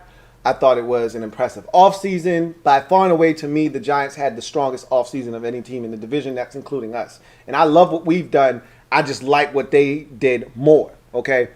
In any event, as you mentioned, the quarterback play is going to be the key for the Giants. If he takes that step forward and gets a lot closer to where he was as a rookie, where he was outstanding, really, and is a lot further away from where he was last year as a turnover machine and injury prone, I think they're going to have a chance to really, like you said, shock some people and do some big things. But it's Dallas. It's Dallas. The talent is there. They got the best quarterback in the division. I think the defense is going to be much improved. And look, the defense doesn't have to be world beaters with the offensive firepower that the Cowboys possess. Their defense just has to be average or just not terrible. They were absolutely horrid last season. If they were just bad and not horrible, they win the division last year without Dak Prescott. So imagine having Dak and the defense now gets better. I just think it's Dallas. It's Dallas. Don't sleep on the Giants. The only team I'm not currently worried about is the Eagles. I think they're going to stink this year. We could be wrong about the Eagles. They could shock some folks. I'm not big on the Eagles right now. I'm not high on the Eagles. I'm not impressed with anything they've done this offseason. I thought they subtracted, and maybe it's addition by subtraction in Philadelphia, but they didn't really add any impactful players. I didn't love their draft. I just think the Eagles right now are going in the wrong direction. So it's a 3-team race, and I think the Cowboys are out in front. I think right now it's a neck-and-neck race between Washington and the Giants for 2. And if Dallas slips up, I think that Washington and the Giants will be right there to kind of slide in and take their place as the top dog in the division. But as I always say, if you want our chip, you got to come take it from us. So until somebody does that, we the NFC East champs, and they're going to have to take it from us. So we'll see if they're able to do that or not. 1K Rail, thank you for the super chat. Greatly appreciate you, 1K Rail. Writes, Jimmy G, Lou, Quan Alexander, think about it. No on Jimmy G, nothing to think about there. And Quan Alexander coming off of another major knee surgery in I think 2 in as many years. Leaves a lot to be desired there. He's still young, though. Somebody brought that to my attention like 2-3 months ago where it was like, Quan Alexander really isn't that old, because I kept saying, well, he's got to be up there in age. Feels like he's been in the league forever. I felt like he was in Tampa for like 5-6 years, and then he moved on to New Orleans. And I'm like, hey, Quan's probably like 30. I'm good. He's been on 2 knee surgeries. Quan Alexander's only like 27, I think. He's still relatively young. If he can get back from that knee injury, there'll be teams interested, and we may be one of them. But right now, I don't think, until he proves that he's healthy, I don't think anybody's going to be interested in Quan Alexander. So he's got to prove he's healthy, and his injury was sustained pretty late in the season. I want to say every bit of late November, early December when he sustained that knee injury in New Orleans. So he can't be ready anytime soon. Quan Alexander, he shouldn't be a name anybody should be bringing up right now, because I don't think he's anywhere near. Landon Collins got injured way before he did, and Landon is still kind of working his way back. He's not 100% yet. Like, we're hoping he's ready for camp in July. Quan Alexander is not going to be ready before the start of the season, I don't think. So I don't think that's a name anybody should really be bringing up right now. But we'll see what happens. Got another super chat. This one is from James Joshua Hutchins. Thank you for the super chat, Joshua Hutchins. Greatly appreciate you. My man Joshua writes, how was the vacation, Lou? Will Washington sign both Bama boys? The vacation was excellent. I really enjoyed it. Thank you for asking. As far as Washington signing both Bama boys, I believe they will. Payne was just re-upped on his fifth-year option, which that was a duh. Everybody saw that one coming. As far as Jonathan Allen, he's currently on his fifth-year option, so Payne still has one more year after this year. So they picked up his fifth-year option for next year, whereas Allen is on his fifth-year option, his final year of his rookie deal this year. I think before the season starts, Jonathan Allen is going to get a new deal. I think they're going to sign him to a long-term deal before we go to camp. I think that gets done, and I think they lock him up long-term. I could be wrong. He could be playing on his final year of his deal, and then next year they'll sit down and come to the table, or even during the season he could sign a long-term extension. I think he's going to be back in Washington. I think when Ron talks about culture and setting the tone and having guys in the locker room that hold other players accountable, he's talking about Jonathan Allen. He's got a military background. He works hard. He's a leader by example. He's a guy that kicks ass on the field and doesn't take any shit from any of his teammates either. He's a great teammate. Ron loves this guy. I've heard nothing but glowing things about Jonathan Allen, his work ethic, and his importance to the locker room. Similar to Brandon Sheriff, which is why they didn't want to let Brandon Sheriff go. Felt like he was a culture builder, a tone setter, and the kind of guy they wanted in the locker room. He works hard. He leads by example. And that's why they wanted Sheriff here. And it's the same thing with Jonathan Allen. I don't see them moving on from Allen. I think they want him here, and they see him as a tone setter. So I think they're going to re-sign him, and they're definitely re-signing Payne for sure. I don't see Payne getting away from us either. And you don't have to break the bank on defensive tackles. They should be able to sign both of those guys, especially without us having a quarterback eating up 15, 16% of the cap. We should be able to take care of all these defensive players until we can't. So it will get to a point where we won't be able to do it, but they're going to try their hardest to keep all these guys in Washington because they're the foundation of this football team. Where we want to go right now, we're going to get there because of our defense. So they're going to try to hold on to as many of these guys as they can, and that includes Montez Sweat. I keep talking about us not keeping Sweat. That's not a guarantee. I'm just assuming that you can't afford to pay two defensive ends $100+ million. That's why I keep saying that. But I said we'll cross that bridge when we get there. We're not even close to getting there yet. Next year will be Montez Sweat's fourth year. We'll pick up the fifth-year option. Like, we have time, okay? But we'll cross that bridge when we get there. But first, it's Allen. That's this year. Then it's Payne next year. And then it's Montez Sweat the year after that. So we got time. Don't have to worry about that. But I think we do re-sign both of the Bama boys. Indeed. Thank you for that super chat, Joshua Hutchins. Got another super chat here from King of the North. Thank you for the super chat, King of the North. Greatly appreciate you. My guy, King of the North, writes, I know AR wouldn't come here, but I'm shaking my head at these fans that don't want him because they are convinced we are becoming the next dynasty if we just stay the course. 30 years of never winning over 10 games, and suddenly we are picky. Look, I'm with you, okay? Do I want to give up what it's going to take? And I think that's to play devil's advocate, King of the North. I think a lot of these fans are saying, look, I want Aaron Rodgers. I'd take him, but I don't want to give up what it's going to cost. I would give it up in a heartbeat, okay? Personally, myself. Now, here's the thing that you have to understand. I'm going to have the same hardline stance I had with Watson, and even more so with Rodgers, because Rodgers isn't 25. He isn't going to be our quarterback for the next 15 years. He's a 5-year rental, a damn good 5-year rental. It's like renting a Tesla for 5 years. I'd take it in a heartbeat, okay? You're renting a Corvette, or, you're renting a very expensive luxury vehicle, okay, a Lamborghini, all right? So the real question becomes, what do you got to give up to get him? What are the Packers asking for? And you're going to have to pay him. He's only got a couple of years left on his deal, and you're going to have to pay him. So what does that look like? There's, at least with Watson, if you traded for him, Literally just signed a contract. You're not ripping that up and giving him new money. He just signed that contract. It was different. You knew what you were getting yourself into with Watson. With Rodgers, you're going to give up a bunch of stuff and you're going to have to pay him too. But to look at it from your prism, I would do it in a heartbeat as well, because it's Aaron freaking Rodgers, number one, and number two, you have a chance in this window. And again, we don't know how open and how wide this window is. We don't even know if there's a window or not.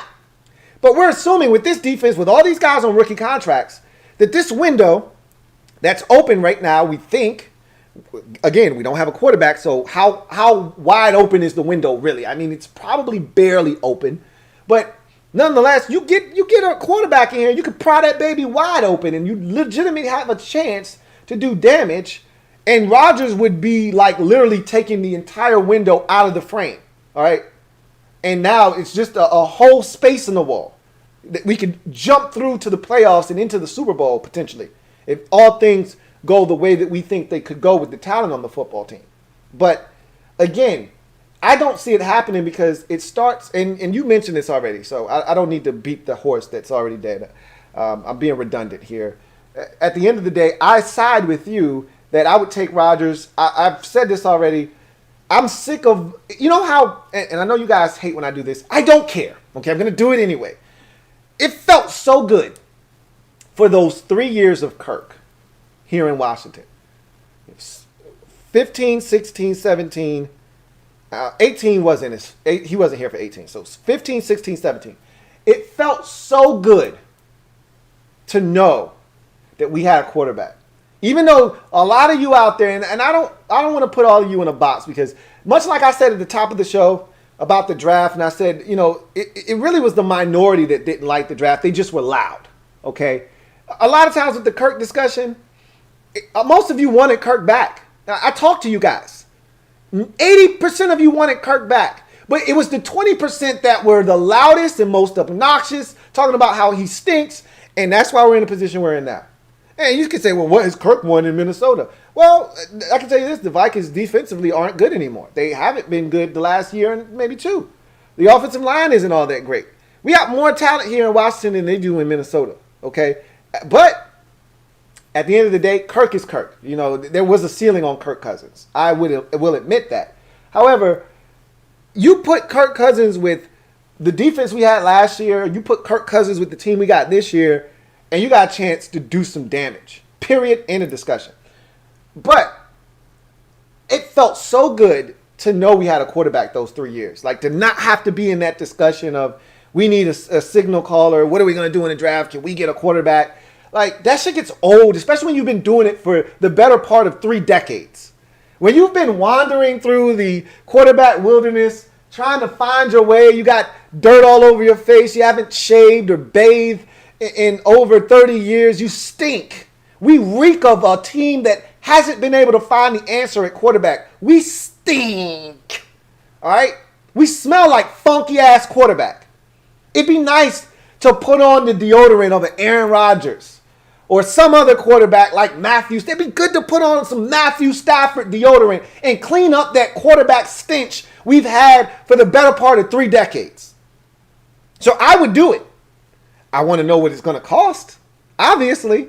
But I would be interested. I wouldn't just shoot it down just off the strength of we're building it the right way.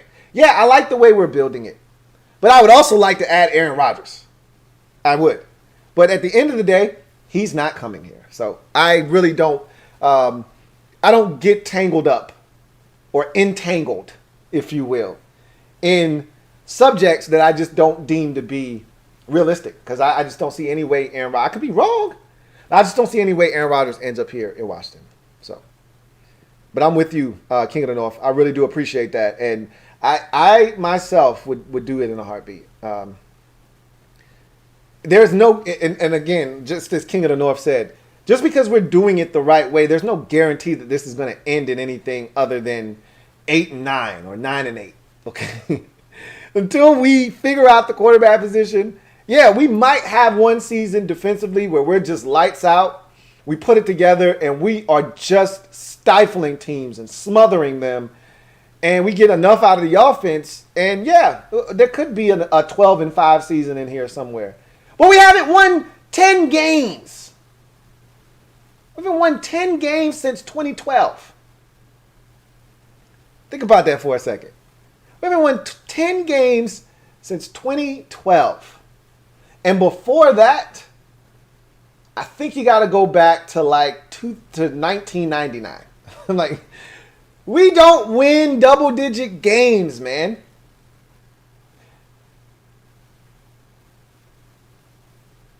You can't just assume that this thing's going to turn around. So, anyway, and that's pretty much what King of the North was saying. I digress. Thank you for the super chat, King of the North. Greatly appreciate you. Pedro Barbosa. My guy, Pedro Barbosa. Thank you for the super chat. Greatly appreciate you. Pedro Barbosa writes, recently found and really enjoy your channel. What about signing Kerrigan? Any chance? I'm glad you found my channel, Pedro, and welcome. You won't be sorry, and I'm glad you enjoy the content. And what about signing Kerrigan? Any chance? Sure, there's a chance. He hasn't signed somewhere else, so absolutely. There's one thing that you can always do. You know, it's funny because people say, hey, you can't go back home. And, you know, when I heard that, when I was back home, there's always a place here in Washington for Ryan Kerrigan if he wants to come home. Problem is, I don't think he wants to come home. And they've already made plans to move on without Ryan Kerrigan. So, highly unlikely. But he hasn't signed anywhere else. I know he wants to play football this year. He'll sign somewhere, I'm pretty sure. He'll find work. But the door's still open here in Washington. We have not found that veteran defensive end that if Shaka Tony's not playing in, and it sounds like they're going to try to get him to play linebacker. Well, I'm not impressed with William Bradley King. So there's still a vacancy at defensive end.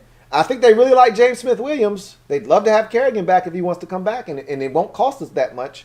So I wouldn't rule it out, but highly unlikely at this point. That's how I feel about Ryan Kerrigan returning home. But we'll see. Thank you for the super chat, Pedro Barbosa. King of the North, thank you for the super chat. Greatly appreciate you. My guy, King of the North, writes, hold on a second. Writes, first of all, double up, thank you for doubling up. King of the North, greatly appreciate you. King of the North, as always, writes, heard Ron talking about using game managers to win the Super Bowl if we cannot get our hands on an elite quarterback. Fitz is not a game manager. Question mark.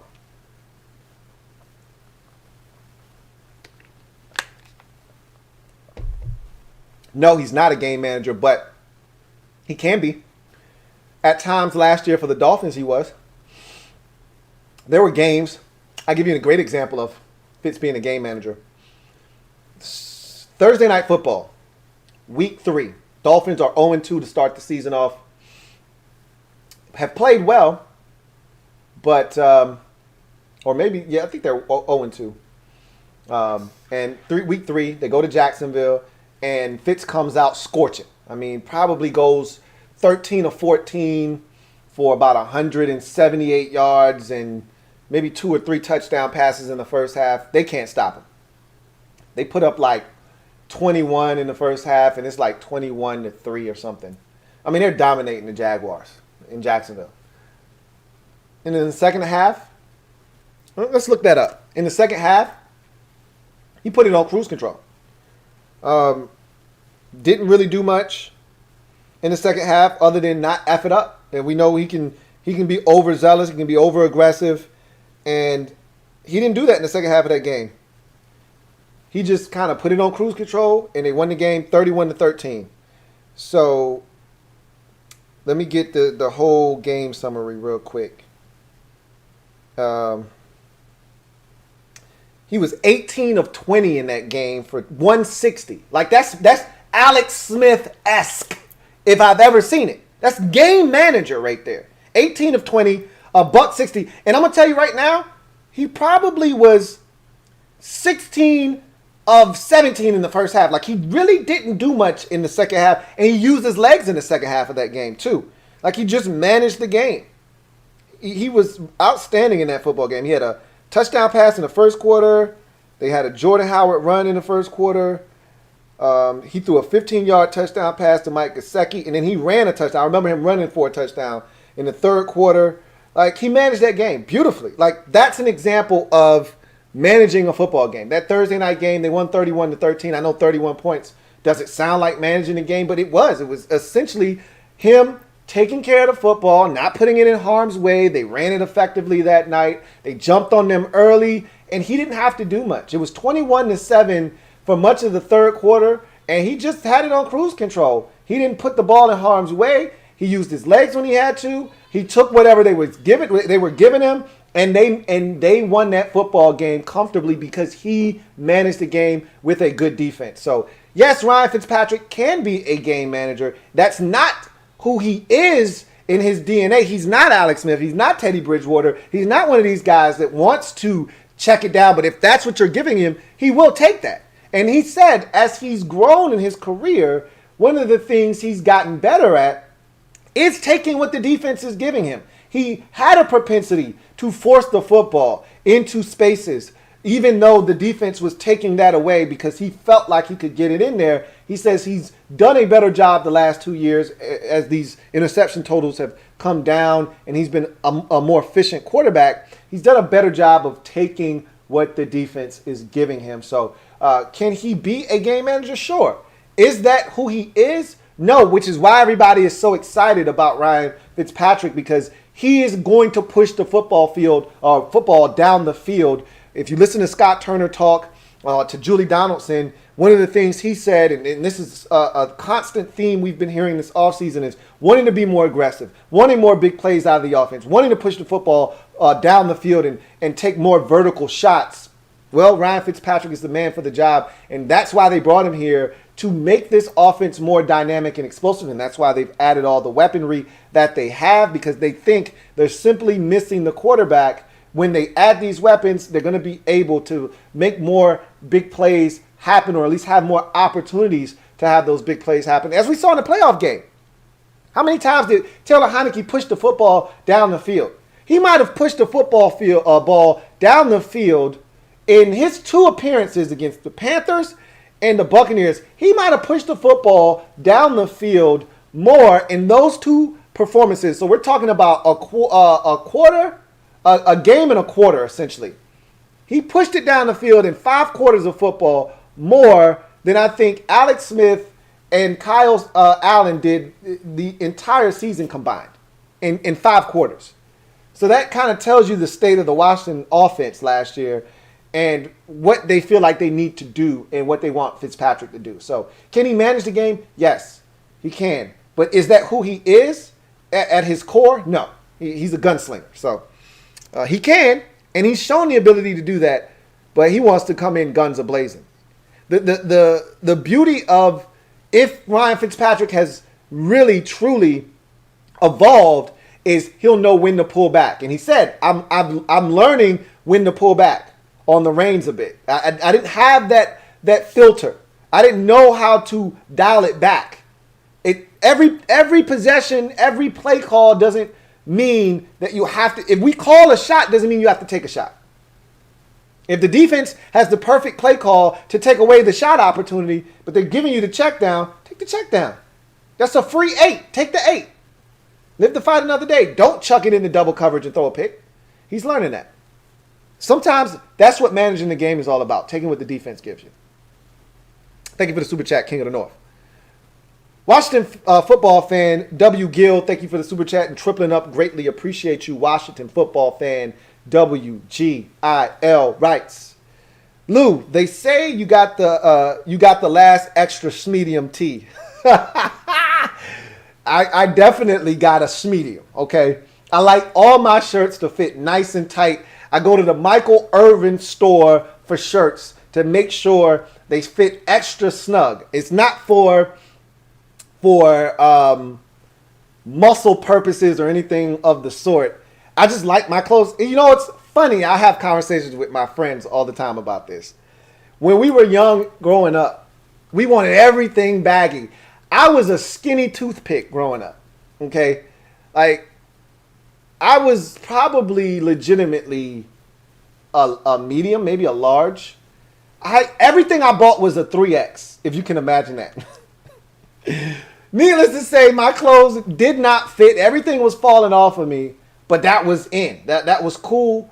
And now, as I've gotten older, it's the reverse. I don't want anything falling off of me. I don't want my pants fitting loose. I don't want my shirts fitting loose. I don't want anything on me loose. I want everything tight fitting. I don't know how that works. It's amazing. I want everything to fit tight. And so, yeah, I got a medium. I hear your jokes out there. Okay. Respect my medium, though. All right?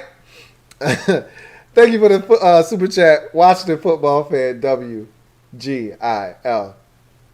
Got another super chat. This one's from Colton Wheeler. My guy, Colton Wheeler. Thank you for the super chat. Greatly appreciate you, Colton Wheeler, who writes, sheesh, $500 dono making me feel like a bum. First of all, time out.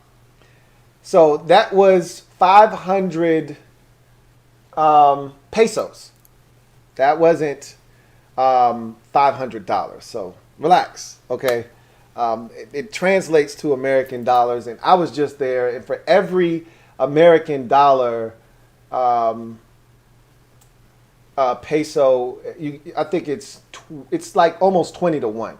So I think it was like 18 something, the conversion rate to a dollar. So it wasn't $500, but I appreciate Abner Duran for the generosity. It still was quite a bit of money, though, and I really do appreciate my guy Abner a bit. He says, sheesh, $500 dono, which it wasn't, making my donation feel like a bum making me feel like a bum only dropping 20. First of all, you shouldn't feel like a bum whether you're dropping $1 or you're dropping $20. All of it is greatly appreciated, and I can't thank you enough. $20 is a ton. It's a lot, because most people don't, donate and contribute in that manner. So I greatly appreciate you. Thank you so much, Colton Wheeler. Whether it's $1 or $20 or 50 or 100, I love it all the same, and I greatly appreciate you. So don't want you to feel any less for your donation, because all of these donations are massive in the grand scheme of things to continue to power the Louie T Network. He says, still great content as always, HTTWFT. Thank you, Colton Wheeler. And it's guys like you, it's viewers like you that continue to help power the Louie T Network. Can't thank you guys enough. Thank you for that super chat, Colton Wheeler. I got another one here from King of the North. Thank you for tripling up, King of the North. Greatly appreciate you, my guy, King of the North. Writes, I've heard Kentucky coaches and several film experts say Jamin Davis doesn't look like a 4-4 guy on the field. Why do you think that is? Slow reaction time. I told you this. I said, look, when I gave him my first 5th round grade early in the process, when I had only watched 2 games, and I said, okay, he's all right, but he's not real, at that point. And then everybody's like, yo, you really need to go back and watch more, because he is that good, and he projects to the league as a difference maker. And I'm like, okay. And then the pro day is what really prompted me, because at first when everybody was talking that, second round, because he didn't go straight to the first round. It was like, I said 5th round, and then I heard he's a sleeper, and then people started to come around to him, and then it was 3rd round, and it was 2nd round, and then the pro day is what officially got him into the 1st round. And that's when everybody was like, hey, this guy Jamin Davis is legit. And so that's when I went back. I watched Florida. I watched NC State. I watched several games that he participated in to kind of get a feel for what he was doing on the field. And that's when I became a little bit more comfortable. But I said, you don't always see 4-4. And some of that is because of the circumstances. He was in the middle of the football field, number one. Number two, he did not play behind a dominant offensive line. So, you're not going to get to the football cleanly. You got guys getting up to the 2nd level, getting to the linebackers. And he hasn't played a ton of starting football. So there is, if you go look at his numbers, it was a slow rise, and then it was this astronomical takeoff in 2020. You know, like Dax Milne is another guy. No production really to speak of in 2018. A little bit more in 2019, but not really much to speak of. And then it's this astronomical jump in 2020, and he takes off for the league. Kind of the same thing with Jamin Davis. Like, this was really his first year starting, you know, and having the keys to the defense as a middle linebacker in 2020, and he played really well. He was exceptional, but he's still learning. He's still raw. And I talked about this earlier in the show, and we've talked about this, you know, ad nauseum before. When a guy has to think, he's not playing as fast because he's got to make sure he's doing what he's supposed to do first. You know, you want to take care of your responsibility on the field before you start making plays. And so I think some of the thinking and him running a little bit, you know, slower and not looking like a 4.4 guy on tape is a byproduct of him thinking a little bit. But when you watch him out in space, there's a tackle against NC State where the running back is running wide towards the sideline, and you see the 4.4 speed. He goes and he flies like a damn banshee, screaming out of hell, and he drags him down before he even gets back to the line of scrimmage. There's a sack in that same game where he gets turned loose, and I didn't see him blitz enough, frankly. He gets turned loose as a blitzer and a free hitter right up the middle, and that quarterback tries to bail and turn around, and he and a teammate converge, and he thought he was running away from one of Jamin Davis's teammates, so he goes to turn, and here comes Jamin Davis right in his face, like before he could even react, and it's a sack. Like, you see the speed there. The Tennessee interception, where he picks it off, and that is a beautiful play. All right, that is a phenomenal play as he drops into coverage, sees the ball, goes up and gets it. This wasn't a tip that, you know, like NC State game, he had a tip pick in that game where they're driving and the ball gets deflected in the end zone, and he's right place, right time. I love it. You know, be where you're supposed to be. Good things happen, and he happens to be the beneficiary of it. He picks the ball off and turns NC State away from some points near the end of the first half. However, his pick against Tennessee, like, he literally drops into coverage about 18 yards of depth, sees the quarterback, reads his eyes, goes up, climbs the ladder, snatches the ball out of the air, and then takes off. And that's when you see the speed. So you see the speed at times. You don't see it as consistently as you would like to see it. But make no mistake about it. He ain't at Tennessee. He's not at Kentucky anymore, okay? He's playing behind a grown-ass man, a grown-ass defensive line full of grown-ass men. Come at me. I'm a grown-ass man. I'm 40, okay? I'm not actually 40. But that defensive line, across the board, they all grown-ass men. And so he's going to be freed up to do some damage. And as he gets more comfortable, more acclimated, and this is why I said his upside is higher. Now, Jack Del Rio, as Ron told us right after the draft, Jack Del Rio reinforced this and reiterated this. He's a Sam right now. And they think he can play all three positions. But right now they're going to work him at Sam and Will, specifically Sam. And they think Cole Holcomb can do the same exact thing. And he went out of his way when he was not asked of this. He went out of his way to say, I think Cole can do a lot of the same things too. So now they think they got two positionless beasts, which I feel the same exact way. Because I think Cole could play all three linebacker positions. I think if they want to, they could put Cole Holcomb at middle linebacker and he'd be a stud. So now they think they got a stud on one side, they got a stud on the other, and really now it's just about middle linebacker. And it seems like it's going to be John effing Bostic again, but what are you going to do? I mean, till somebody comes and literally takes that spot away from him, they're going to roll with John Bostic, it seems like, which is really disappointing because I thought we had found our answer in Jamin Davis, but apparently they're going to roll with Bostic in the middle. Still, they love his communication skills. They love his ability to get everybody lined up, but I don't really give a shit about that if you're not making plays. And Bostic didn't make enough plays last year. He got better as the year wore on, but he's, to me, still a liability in the middle of the defense. So we'll see. But you put some more playmakers around him. Maybe John Bostic makes some more plays. We'll see. I don't know. Thank you for the super chat, King of the North. Got another super chat. This one is from Red Wings 01. Thank you for the super chat, Red Wings 01, who writes, hey, Lou, if we could get Fitz to be more than a one-read guy and learn to play a bit more conservatively when needed to, do you think he could be an effective quarterback?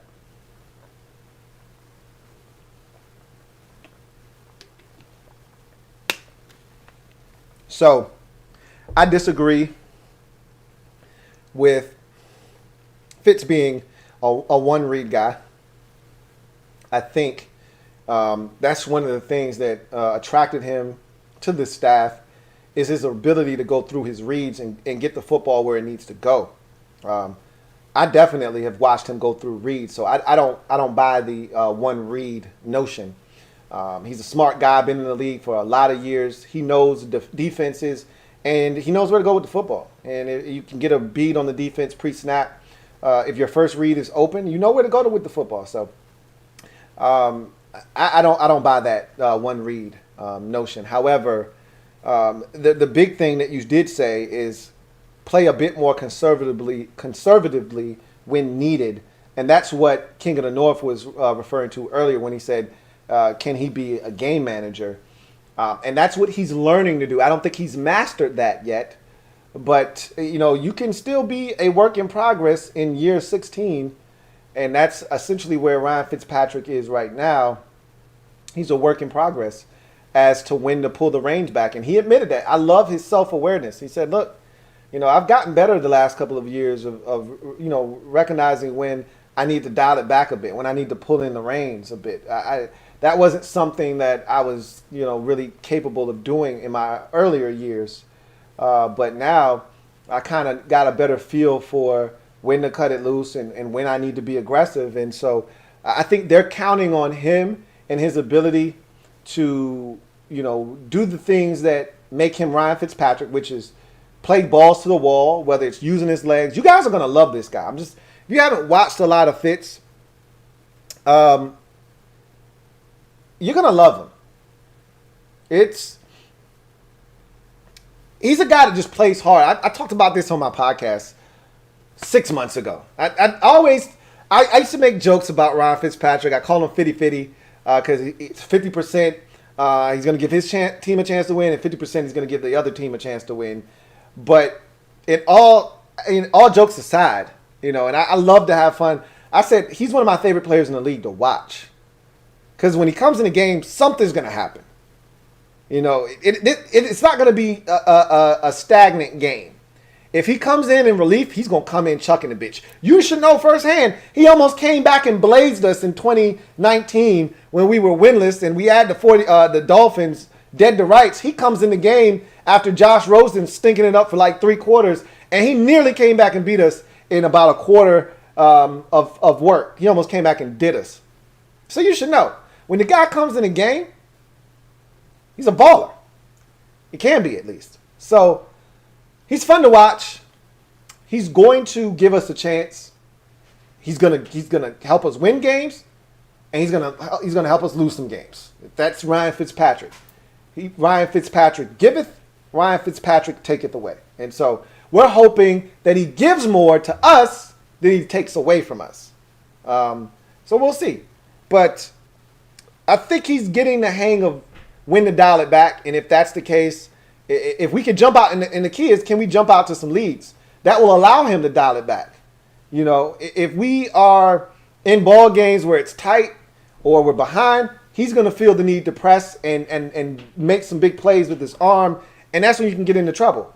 If we can jump some teams early, if the defense can create some short field with some turnovers or great field position after a 3 and out, after Tressway does what Tressway does and pins the team deep in their own territory, and the defense comes out on the field, gets the 3 and out, and now they punt the ball, and now we got great field position, and we can turn that into points. I mean, there are ways to generate offense, jump teams early, and then be able to take the air out of the ball. You guys want to run the football. You talk about having a dominant run game, this, that, and the third. Well, if you want to see that, we got to start getting out in front of teams. We were behind so often last year. It's well documented. I don't need to go over that again. But it's going to be interesting to see how this offense evolves with Ryan Fitzpatrick under center and how much more dynamic we can actually be. Because at times last year it was painful to watch this offense. And to not score 30 at any point last year that's frustrating. Even though we had the 40 burger against Dallas on Thanksgiving, and I'll continue to bring that up because that was outside of the Steelers game. That Cowboys game was the most enjoyable game of the season. I enjoyed the Steelers game just a bit more just because of how it felt and how into that game I was. The Cowboys game was great because I was watching it with my dad, and I didn't have to say much because he thought they stunk. I thought we stunk, and it really was two funky-ass teams, and somebody had to not lose. That's how it felt. So it as it got into ass-whooping territory, though, I started looking at him like, hey, you seeing this ass-whooping?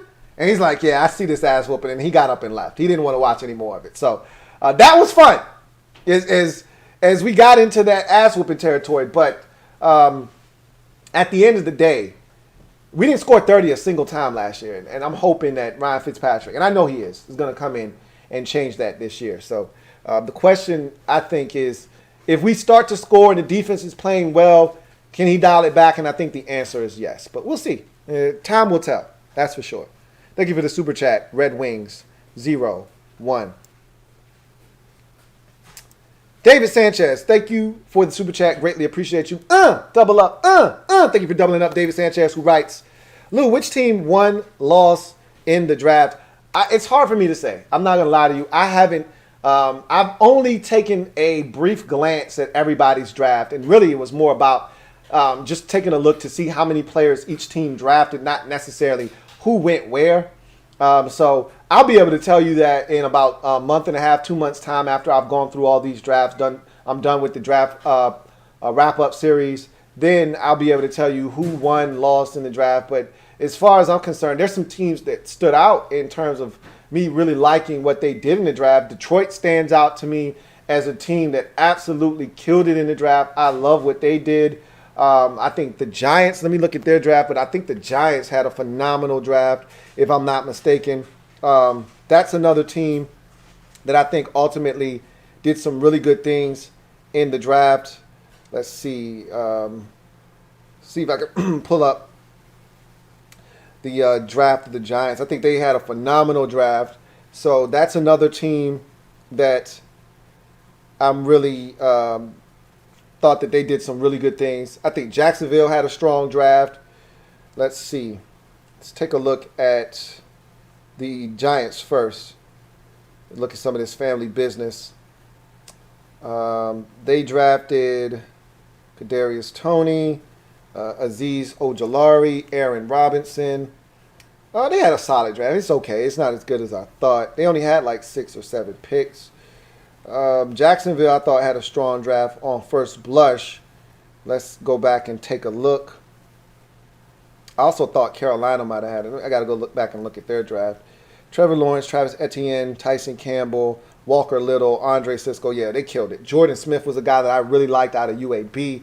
Luke Farrell is a solid tight end and some depth out of Ohio State. They killed the draft.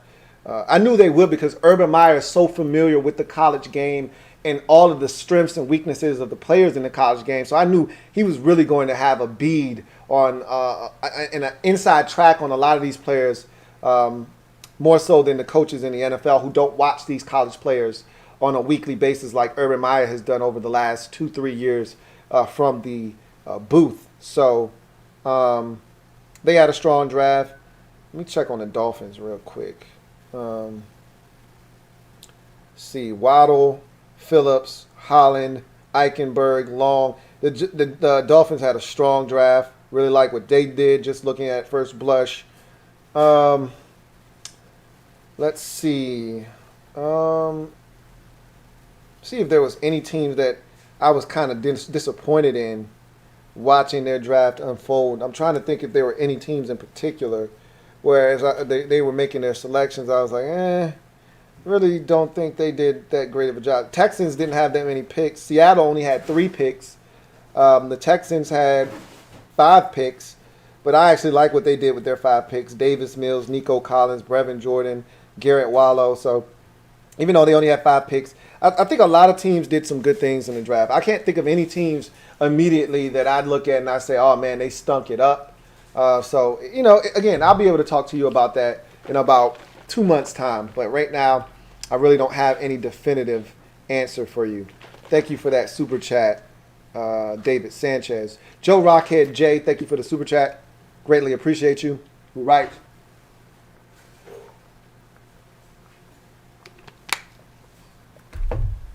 Get these likes up. Appreciate that. We're at 166 likes, over 350 of you guys out there. So if you haven't already hit the like button, please do so. Hit the like button. Let's get this thing to $1.75 and then to 200. I mean, we should be able to do that with ease. Joe Rockhead J also says, see you when I get off of work. Hey, I appreciate you blessing me while you're still on the clock.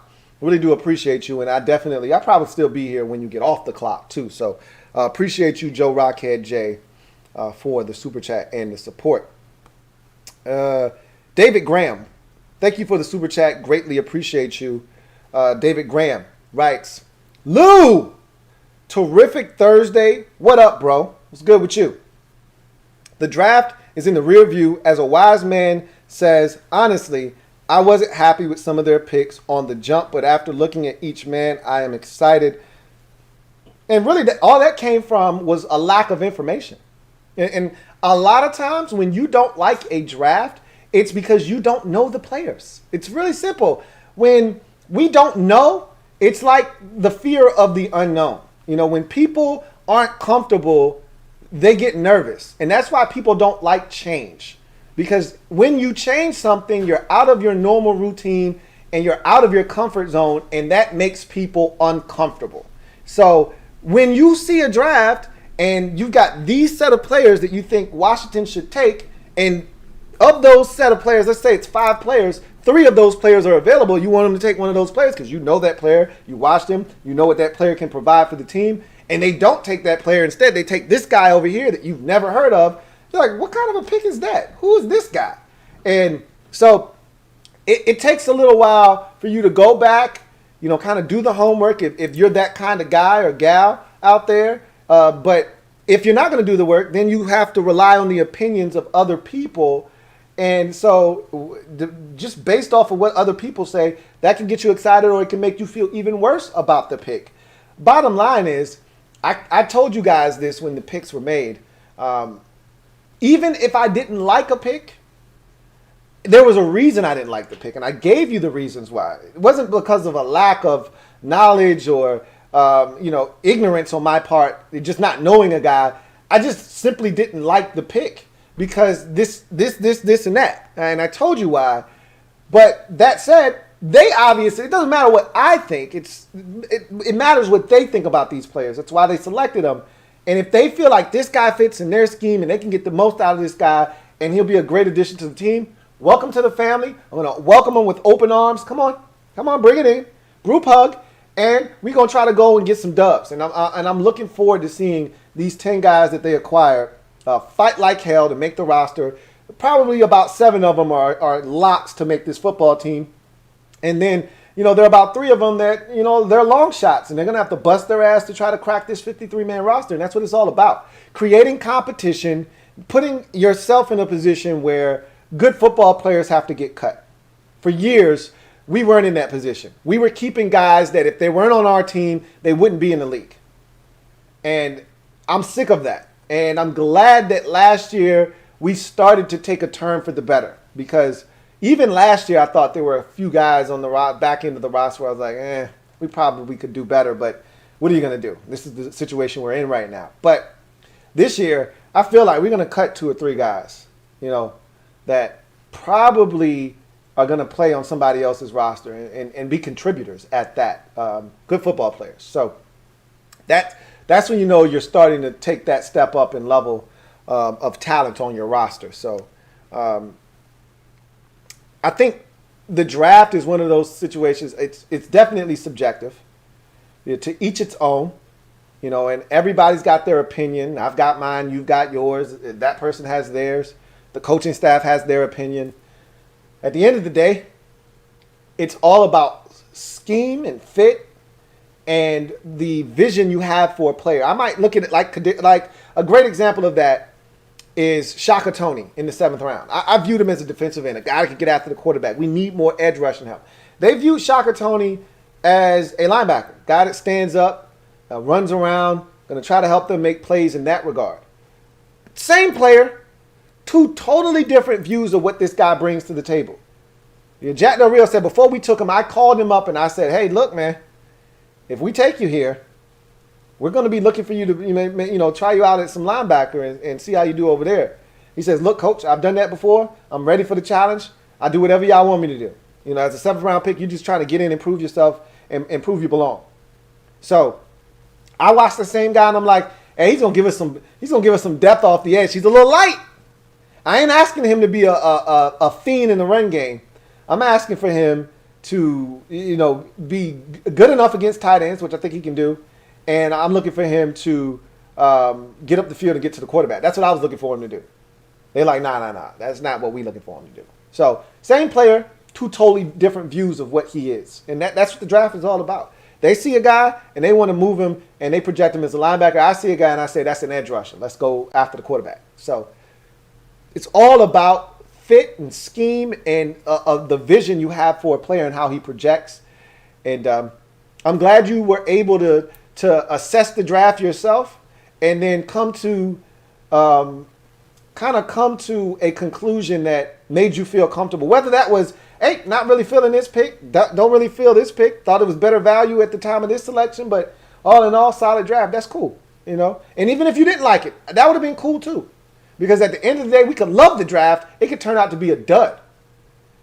Only thing that matters is what these players do at the end of the day. And we really won't know how good this draft truly is for probably another 3 years, honestly speaking.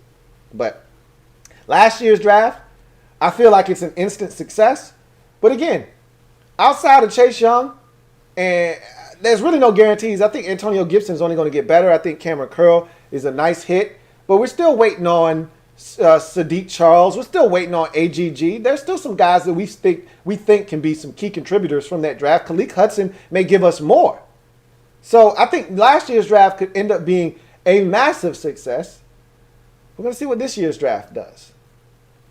Thank you for the super chat, David Graham.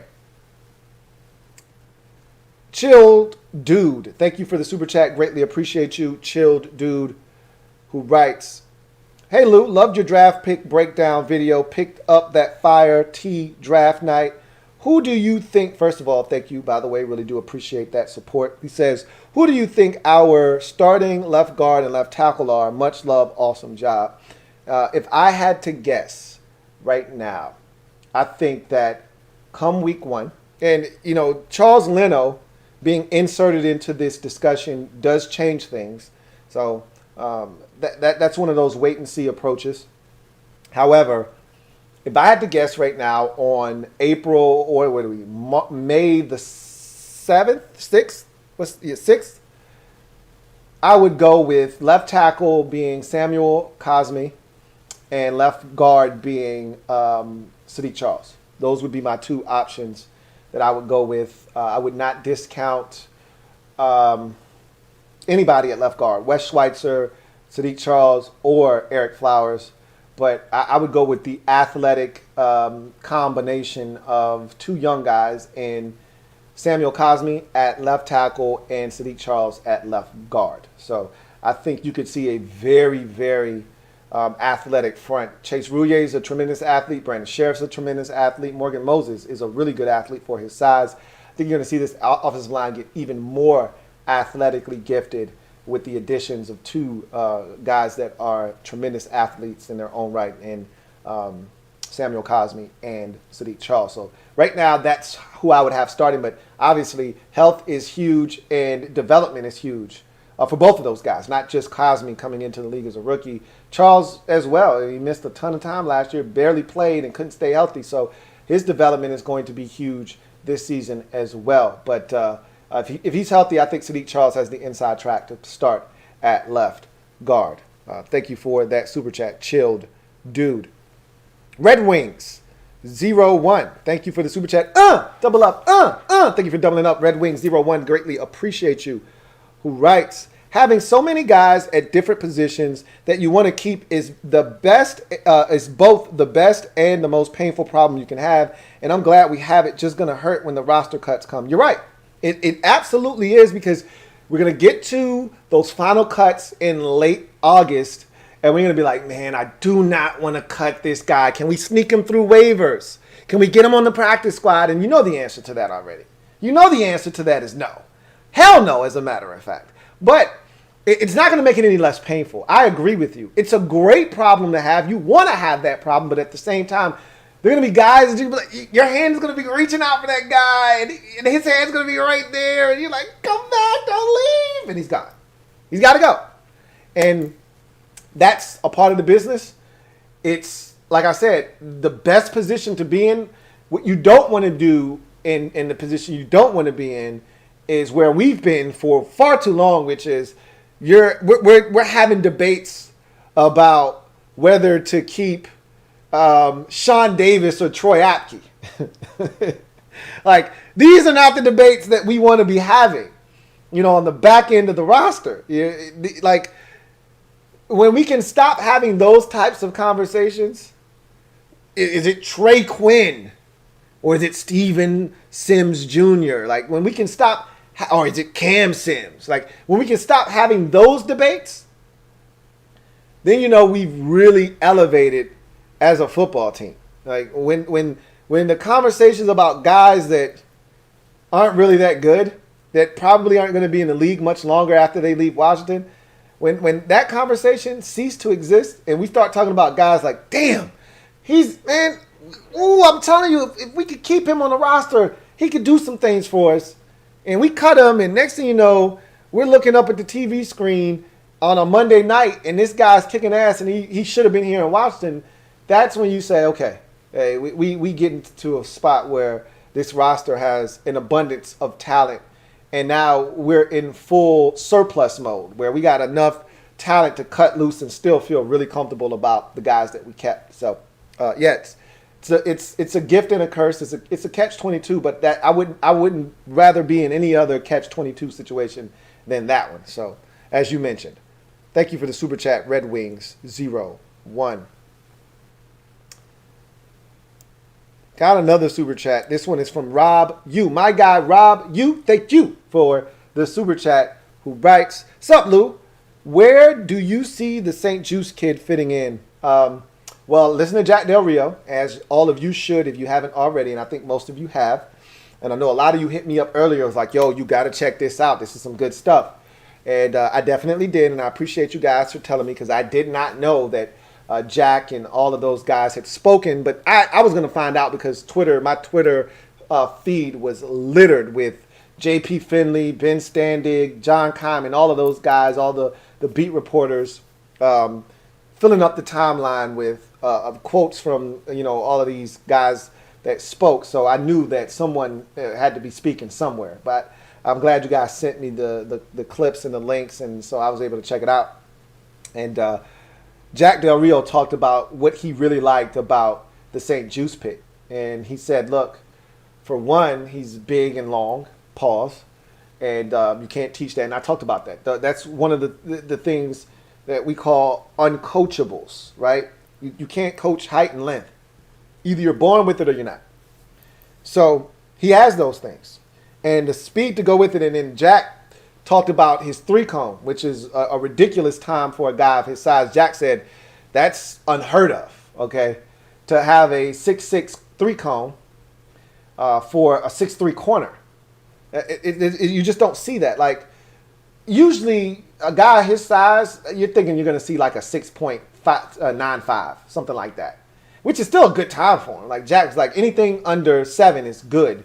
Okay, it's okay. Anything under 7 is okay, but you want elite quickness. That's it right there. That's 6'6", 6.6. However, I contend that his transitions are slow. I told you, his agility is great.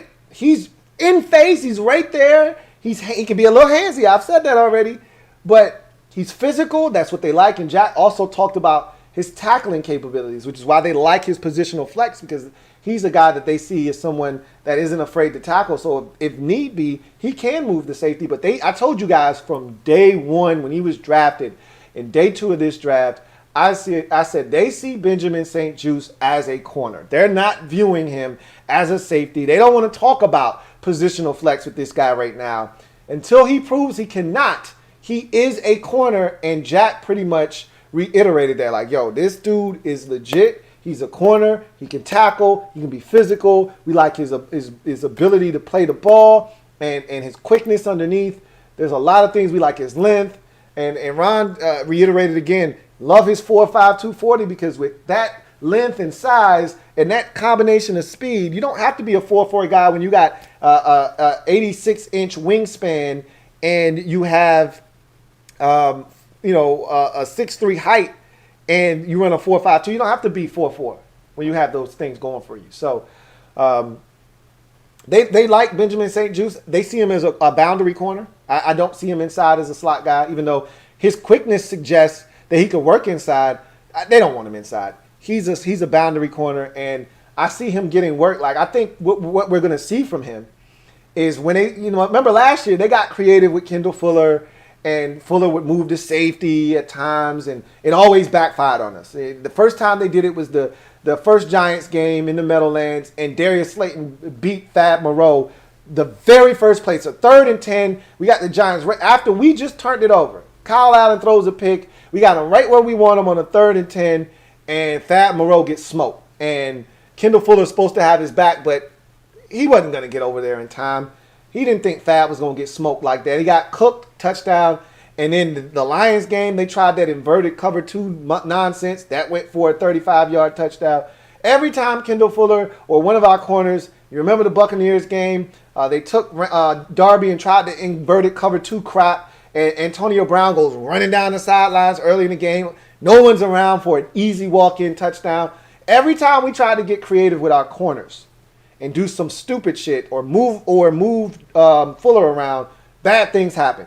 I think this move here allows them to be a little bit more creative. And Jack admitted this. He said, with the addition of William Fuller, which we talked about, William Jackson III, and now Benjamin St-Juste, what it allows is for us to play a little bit more man-to-man coverage. And in playing more man-to-man, now I can get a little bit more exotic with the blitz calls. Okay, when you're playing zone, you got to be careful of how you rush the quarterback, because you're going to be exposed at certain points of the field if you come with extra pressure, because in zone you can't cover.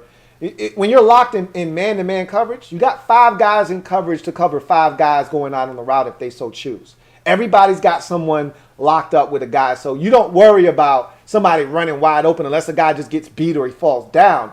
But at the same time, every person that you need to defend has an assigned defender to them. In zone, guys aren't watching. Once that guy runs through their zone and clears their zone, and we don't do a great job of pattern matching players running through your zone. So once a guy leaves our zone, and we've seen it. The Rams game is a great example. A guy, he's not in my zone anymore. I'm going to turn him loose, and he's running by himself. 55-yard touchdown for Robert Woods, because we just turned his ass loose. We got their tight end, Gerald Everett, just roaming down the sideline. Well, who's checking him? He ain't in my zone. Well, just run with him anyway. There's nobody on your side of the field. So when you're in zone and you decide to blitz, it could go sideways quick. When you're in man, we know whose fault it is if shit goes awry, right? So now I think Benjamin St-Juste gives them the ability to play more man-to-man. It allows Kendall Fuller to have that flexibility to go in the slot if they so choose, to go play safety if that's what they want to do. It gives them more flexibility than they felt like they had last year to be able to play different coverages, specifically man-to-man, which we talked about last week. So that's where St-Juste, I think he fits in, and he's going to get a lot of reps if he takes to this defense early on in the season. So thank you for the super chat, Rob. Key himself, thank you for the super chat. Greatly appreciate you. Key himself writes, McCain and Leno Jr., Ron trying to get a ring this year. Those aren't difference-making guys that are going to get you a ring. McCain is interesting. I talked about the link between he and one of our front office guys. and Eric Stokes, who's one of our, I want to say Eric Stokes is one of our, I think he's our director of college scouting, if I'm not mistaken, is the title that Eric Stokes holds right now. And so he's very familiar with McCain, and I think that's where the interest probably stems from. As far as Leno Jr., I'm kind of miffed and baffled by the Charles Leno Jr. interest. But when you think about it, I heard Ron talk today, and I'm thinking they could view Samuel Cosme as a potential Laramie Tunsil type of guy where, remember, if you remember correctly, Tunsil came in his first year, he played guard. And it wasn't until his second year that he went out to right tackle, and then ultimately in his third year moved to left tackle. So it could be a situation where he kicks inside first, because Ron said he could play, 4 out of the 5 positions. He's got position flex. And I'm like, I really ain't trying to hear that shit, Ron. We drafted him to be a left tackle. But keep in mind, he does have shorter arms at 33 inches. I told you I don't put a lot of stock into that shit. Until I see somebody kicking his ass with length and he can't defend himself because his arms aren't long enough, I don't put too much stock into it. But they did say that his technique needs work. So that's something he's going to have to work on. And that's why it's so important that, these rookie minis and these mini camps are going to happen this year, which they didn't happen last year. They're going to happen in these OTAs. They're important, especially for guys that need technique work like a Samuel Cosme. So that's interesting, bringing in Charles Leno Jr. I've said that already. I'm going to say it again. That's really interesting to me because I didn't think that tackle was a need, but here we are looking at another tackle. You can never have too many, I can say that. But as we saw last year, I mean, we were on our 5th tackle last year. And what were we? We were probably in week 9 or 10, and we were on our 5th tackle already.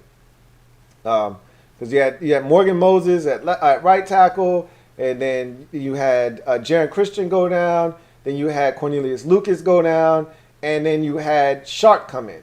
So what was that? Your 4th tackle. We were on our 4th tackle, and then it got to the point where Morgan Moses had to move from right tackle to left tackle, and Sharp, because he's not comfortable playing left, but more so a right tackle, had to go to right, and Morgan Moses had to play left tackle, which he did at the University of Virginia, but hasn't done since he's gotten drafted into the league because we had Trent Williams. So you can never have enough, but I think it is a little bit of an overkill if you ask me. But we'll see. We will see. Red Wings 01, thank you for the super chat and tripling up. Really do appreciate you. I think you're tripling up. This might be your 4th. Either way, really appreciate you, Red Wings 01, who writes, just so it's clear, we got 7 corners, not 6. Jackson, Fuller, Roberts, St. Juste, Moreland, Stroman, Johnson. That's actually solid depth at corner. I don't see Stroman. I didn't count him. I don't see Stroman making the football team. So that's 6 if you ask me. But if you want to count Stroman, knock yourself out. Go right ahead. I counted 6. And that's Johnson, Moreland, St. Juste, Roberts, Fuller, Jackson. That's 6. I didn't count more Stroman. I don't see Stroman being a part of the mix. But as you mentioned, it's depth. But there's some of those guys I'm still not sure about. I'm still not sure about Jimmy Moreland. I've seen flashes, but not enough to make me feel comfortable about Jimmy Moreland, having to play a massive role. Even though Jimmy's okay, Jimmy's not a difference maker. I think Jimmy's more built for the outside. I think he's still adjusting and adapting to inside. I don't know if he'll ever really be the kind of player we want him to be inside. I think he's more of a boundary corner, but I don't think they see him as one. 7 guys in your estimation. I see 6. That's cool. I still think at the end of the day, I think you roll with 5. So of these 7 guys, I think you got to come away with 5 that you're comfortable with. Jackson, Fuller, and St. Juste are all locks on this team. Okay, they are the only 3 locks, I believe, at this point. I think Roberts is the guy they brought in here to stay, but he's not a guarantee. They signed Sean Davis last year in free agency and cut him before the season started. I doubt that Roberts is getting guaranteed to be here money. So I wouldn't count him as a guarantee. Moreland isn't a guarantee because he was drafted by the last regime, not this one. So Jimmy could easily be gone. Stroman, I think he missed his opportunity last year. And I think Danny Johnson is the next closest thing to a lock because of his special teams value. If he's healthy, I think they really like Danny Johnson and what he brings from a special teams standpoint. And I think that's enough value there that they feel like he needs to be around. So I think if I had to say 4 guys, I'd say Jackson, Fuller, Jackson, Fuller, St. Juice, and Johnson are the closest thing to a lock on this roster. The first 3 are definites. Johnson is a strong possible. And then I think you got 3 guys, Roberts, Moreland, and Stroman, fighting for one spot. And really, I think it's Roberts and Moreland fighting for one spot on this roster. And I think they would probably side with the veteran Roberts and see if they could sneak Jimmy onto the practice squad if no one else is interested. So we'll see. Rob, thank you for the super chat. Greatly appreciate you. Double up. Thank you for doubling up. Rob, writes, any chance they bring Reuben Foster back now? Nah, not a sniff, not a chance.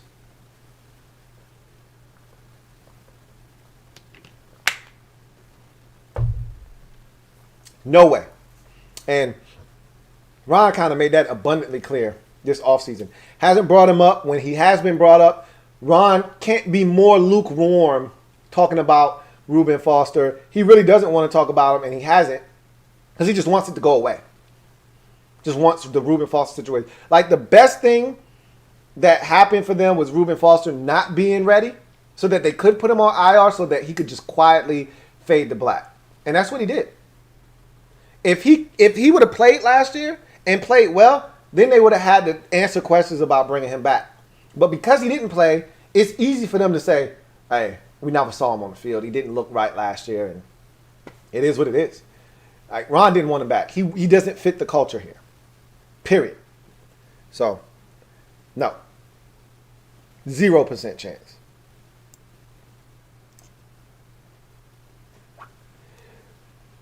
Key himself, thank you for the super chat. Greatly appreciate you. Double up. Thank you for doubling up. Greatly appreciate you, Key himself, who writes, the Eagles lost EDP. It's over. Hashtag cry Eagles cry. I know nothing of which you speak, but the Eagles are going to be terrible this year. That's all I know. I don't know anything else about anything. I just know the Eagles are going to stink this year. Rob, thank you for super chatting the 3rd time tonight. Really appreciate you. Rob, who writes, could De'Ami Brown be a week 1 starter? No, I don't. Again. So someone asked this earlier. I don't know if you were here for this or not. I think you got here a little bit later. But De'Ami Brown, someone asked earlier, could he start week 1? No, I don't think he's a starter. If what you classify is the first time Washington goes to 11 personnel, all right, 1 running back, 1 tight end, which means you got 3 wide receivers on the field. Will he be on the field in that formation? If we're 100% healthy going into the season, the answer is no. Because I guarantee you, when that first depth chart comes out, De'Ami Brown will be the backup wide receiver to Terry McLaurin, meaning he's the backup X receiver on the roster. Okay, so I think that we will find that AGG will be the backup Z receiver. Okay, so the guy on the opposite side, outside, off the ball. And what we're going to find is that your slot receivers is going to be Adam Humphries and Curtis Samuel. So Adam Humphries, and then if Dax Milne makes the roster, he'll be your backup there. But it all depends on who makes the roster at receiver, because again, I think we're keeping 6. We got like 10 options at receiver, honestly speaking, that they got to go through. We can narrow the pool down to about 8 though. Let's keep it a buck with each other. All right, if we talking receiver, and it's going to be one of my favorite conversations to have leading up to cuts, all through training camp, all through the preseason. I'm going to be watching the receiver position probably the most, because I think that's going to be one of their hardest decisions to make. is going to be receiver. Because we've done this before, but I'm going to do it again because I get excited about the receiver position because we haven't had this kind of depth at receiver and this kind of talent since the Pierre, Deshaun, Jamison Crowder days. Like, we haven't been able to go 3 deep across the board with talent everywhere in a long time, since probably 2016. So, Terry, Curtis Samuel, never ever trust a man with 2 first names. Adam Humphries, that's 3. All of them locks to make the football team. De'Ami Brown, 4, that's a lock.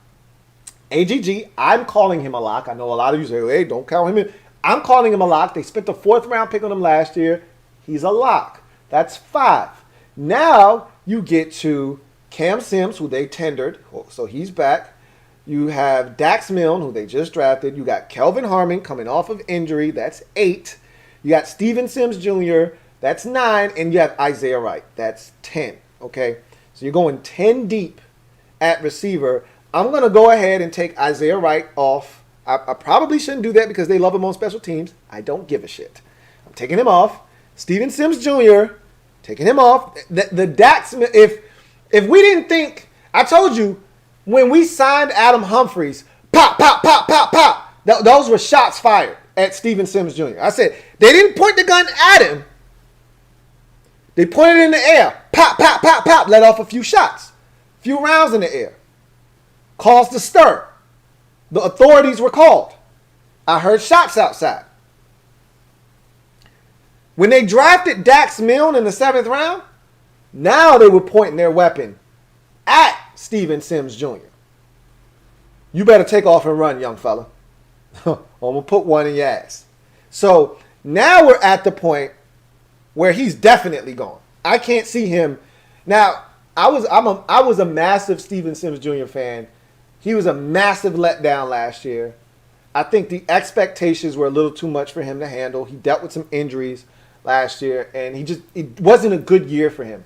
I still think he's a really talented football player that can help somebody. I just don't think it's going to ultimately be here. Okay? That said, I don't think he's here either. So now you're down to 8, and I think that's the real number that we should be kind of picking from. 8 receivers to fill 6 spots. 5 of those spots are already spoken for, so it's 3 receivers for 1 spot. It's Dax Milne, it's Cam Sims, it's Kelvin Harmon. That's the way I view it. Now, could Kelvin Harmon and Cam Sims make the team and you subtract Antonio Gandy Golden? Absolutely, that could happen.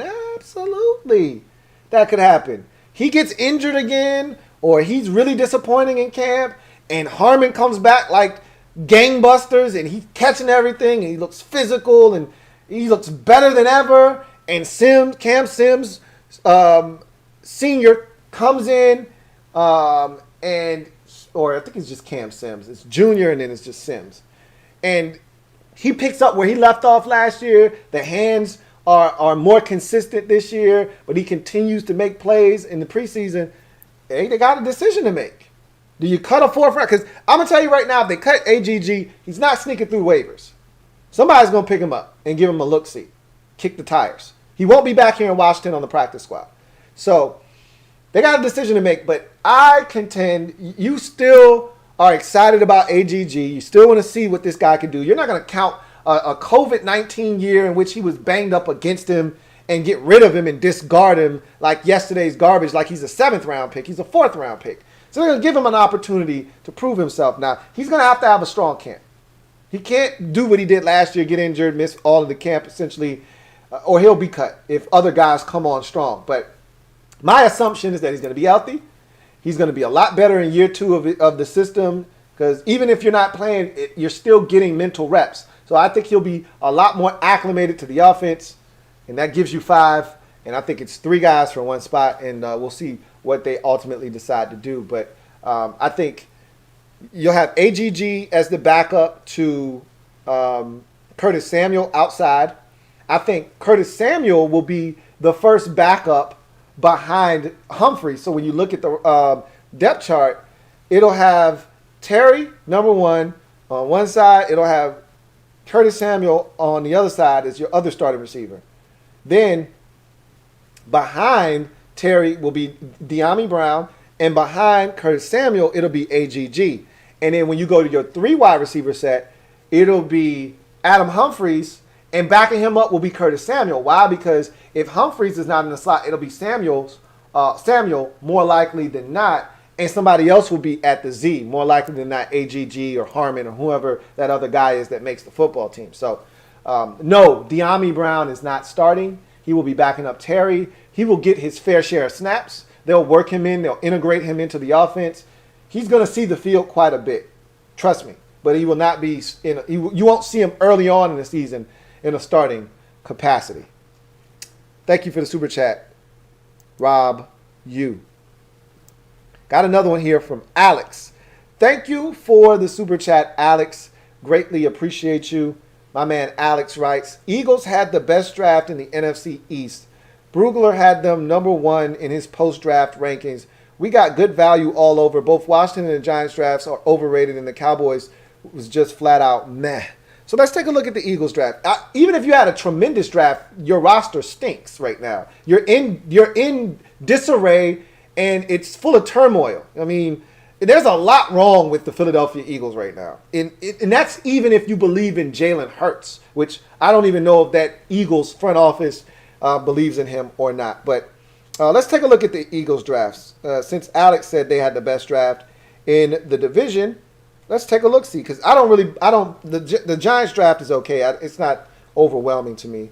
I haven't looked at the Cowboys draft, even though I think they had done some good things. They always draft really well, but they started to kind of, after their first 3 picks, kind of started to feel like their draft went off the rails a bit. Let's see what the Eagles did.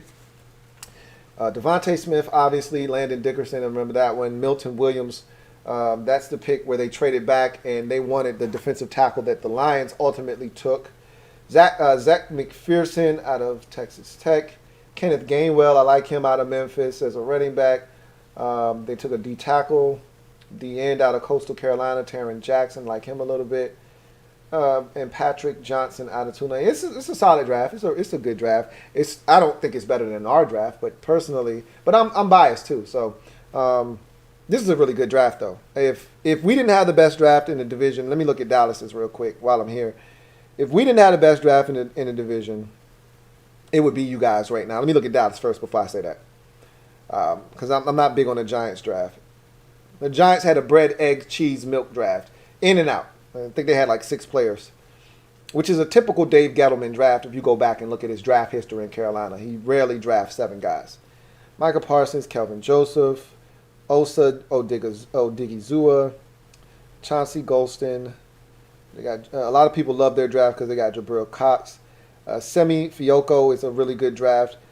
Israel Mukwamu. I actually like what the Cowboys did here. I don't know how all these guys are going to fit, but they got talent throughout. And they got some guys that have skills, a specific set of skills, and if you can put them in positions to succeed, they may actually get a lot out of these guys.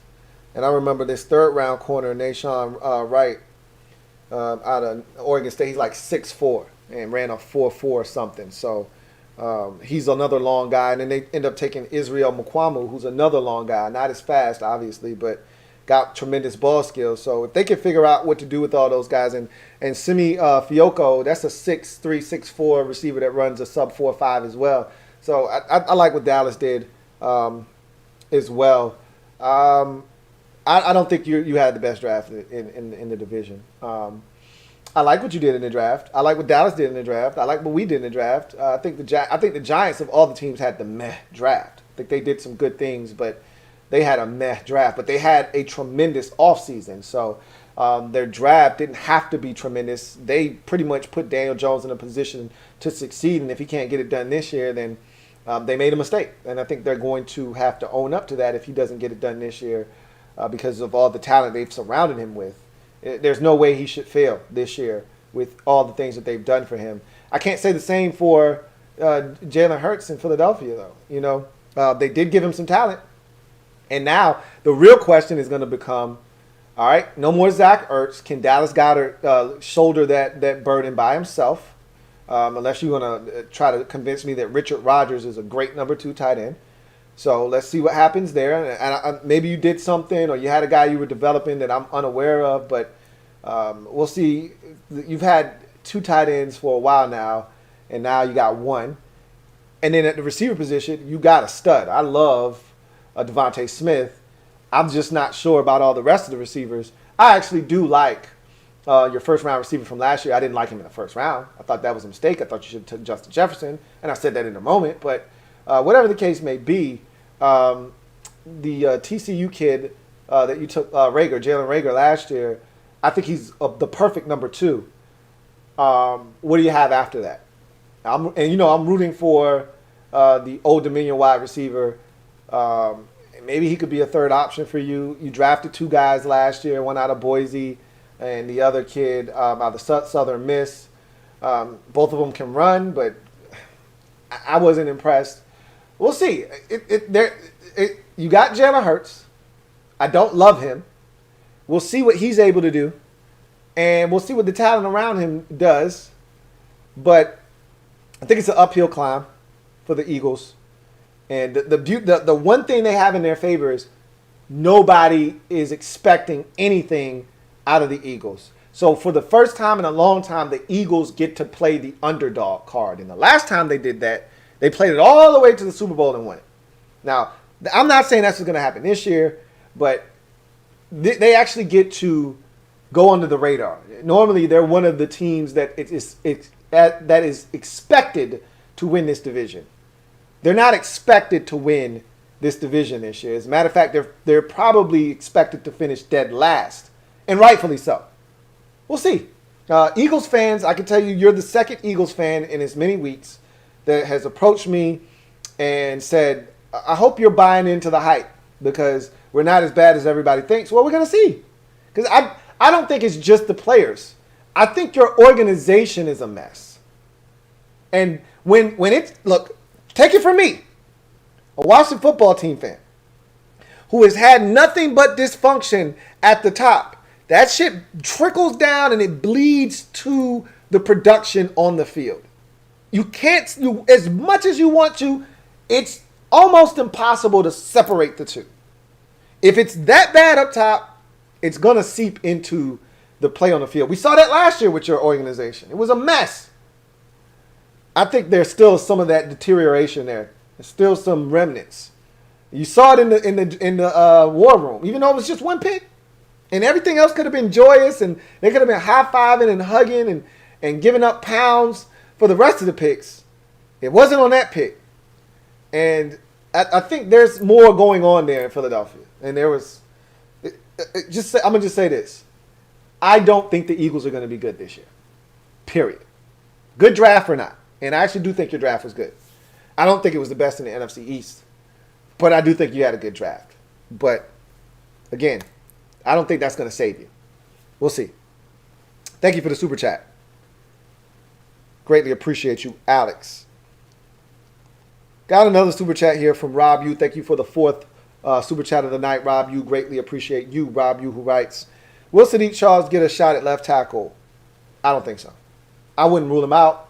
But they've essentially, even in this Charles Leno interest, kind of hammers that point home even further for me that they're not really, they're not banking on any one individual locking up left tackle at this point with the interest in Charles Leno. And the interest in Charles Leno could simply be them saying, we don't believe in David Sharp as our final tackle on the roster. Excuse me, we much rather that be Cornelius Lucas and not David Sharp with the ability to be a swing tackle, play left or right. Because Sharp really is just a right tackle. That could be them saying that too. Not necessarily, Charles Leno's the starter. It could be Charles Leno comes in and just helps them provide depth. And as I talked about, when you get more guys with talent, you push out a little bit of the dead weight. Not that David Sharp is total dead weight, but he's at the bottom of the totem pole at the tackle position in terms of the guys that are going to make the football team at this current juncture. You get a guy that's better than him, by default, he gets pushed out of the mix. And you elevate the floor again on the roster. So I don't think that's what this says. But again, if you bring in another tackle, somebody's got to get cut from that. They're not going to add another tackle and just cut off somebody else from another position, I don't think. I think if they add a tackle, that means they're getting rid of a tackle at some point. So we'll see. I don't think – so to answer your question, though, one more time, I said it already, but I'll say it again. No, I don't think Sadiq Charles is going to get a legitimate shot at left tackle. But I could be wrong. I think he's more viewed as a guard at this point. I think that they've moved on from the Sadiq Charles at left tackle experiment. It didn't go well because he didn't get a chance because he didn't stay healthy, and I think they've moved on. He was already undersized to begin with. Remember, Sadiq Charles is 6'3", with shorter arms. He was already a long shot to be effective at tackle, and then he gets hurt, and they're like, okay, let's just move on. He's a guard now. Cool. Got no problems with it. Got another super chat. This next one is from Dre True Statement. Thank you for the super chat. Greatly appreciate you. Dre True Statement writes, what up, Lou? Just coming through, showing some love and see how the draft went for you. I really appreciate that, Dre. First of all, I appreciate the support. And secondly, the draft was outstanding. I had a ton of fun chopping it up with all of you guys. Days 1 and 2 of the draft for the draft party, that was a ton of fun. And then secondly, I thought Washington did a really quality job in the draft, top to bottom, filling needs, getting quality depth throughout. And I think they did some really good things to improve this roster. And as I talked about, improving the floor of the roster. You know, it's one thing to get guys at the top of the draft that are going to help come in and make an immediate impact, which we did with guys like Jamin Davis and Samuel Cosme and De'Ami Brown and Benjamin St. Juste. Let's not leave him out because just because I'm not the biggest fan of that selection necessarily doesn't mean that they don't have high hopes for him and expect him to contribute right away, because I think they do. I think John Bates might be the sleeper of the entire draft personally. I love that pick. I don't think people really view that as a great pick. As a matter of fact, most people dinged us for it because a lot of people had late round grade on him, 6th, 7th round to undrafted. And I think that Washington said, we love this kid, and in a very, very thin tight end group, we better get the guy that we like right now, or he could be gone in the next round or two. So the draft went well for Washington. I don't have any complaints. Thought they did a really good job filling all the holes that we had on the roster. And then the one position that I said, hey, we could use some depth at, that we didn't get in the draft, and I said that I didn't know if they were going to get it in the draft or not, was running back. Well, they got that as a UDFA in Jarrett Patterson out of Buffalo. So I thought it was a phenomenal draft period for Washington.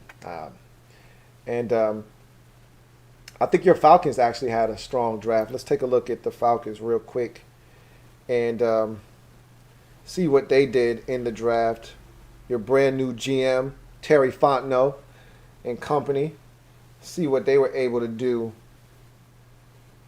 Obviously, Kyle Pitts. I mean, right then and there, that's the end-all, be-all. But then you get Richie Grant, which is an excellent pickup, especially being that you pretty much had a I don't want to call it a mass exodus at safety, but it's pretty much that. You know, you moved on from Keanu Neal. You moved on from the guy from San Diego State that you converted, DeMonte Casey, and you moved on from Ricardo Allen, if I'm not mistaken. So it felt like a mass exodus, like a hit of the reset button at the safety position. So Richie Grant was a necessary evil there. Jalen Mayfield comes in, gives you some more depth at tackle. Darren Hall, corner, center, Drew Dahlman, Taquan Graham. My guy from Notre Dame. I like him a lot. Frank Darby is quietly a nice little pick there late in the draft out of Arizona State. to go along with Avery Williams, corner out of Boise. I got to watch some film on some of those guys later on in the draft. But all in all, it looked like that was a solid draft for your Falcons. But you got arguably the best player overall in the draft in Kyle Pitts. So that's going to be a fun offense to watch in Atlanta anyhow. But thank you for the super chat. Dre, true statement. Got another super chat. This one is from Barrett Downing, my guy BD. Thank you for the super chat. As always, BD, greatly appreciate you, who writes, "What up, Lou? I'm looking forward to this season, but I'm still looking forward to a team name. Respect, Lou. Respect, BD." And yes, I too am looking forward to some resolution with the name. You know, the thing I find really funny is that they're stringing a lot of you guys along. You season ticket holders and people that they're sending emails to, and all of these different polls that they are taking for the name. I think they already know what the hell the name's going to be. It wouldn't shock me if they decide to stick with I think they're softening us up because they keep talking about, well, there's a lot of people that really love this name. They think this name has tradition. And like, man, stop. There's no tradition in football team. There's nothing good about being called the football team. What's the damn name going to be? I think they already know what the name's going to be. They're just trying to make you guys feel involved. That's why they brought a guy like Jason Wright in to market because as team president, because he wants to make everyone feel inclusive. He wants everyone to feel like they're a part of this decision-making process when all along they already know what the hell the name's going to be, which is why they put out that web page that says new name coming in 2022. Like, they already know what the damn name is going to be. They just want you guys to feel like you're involved in the process.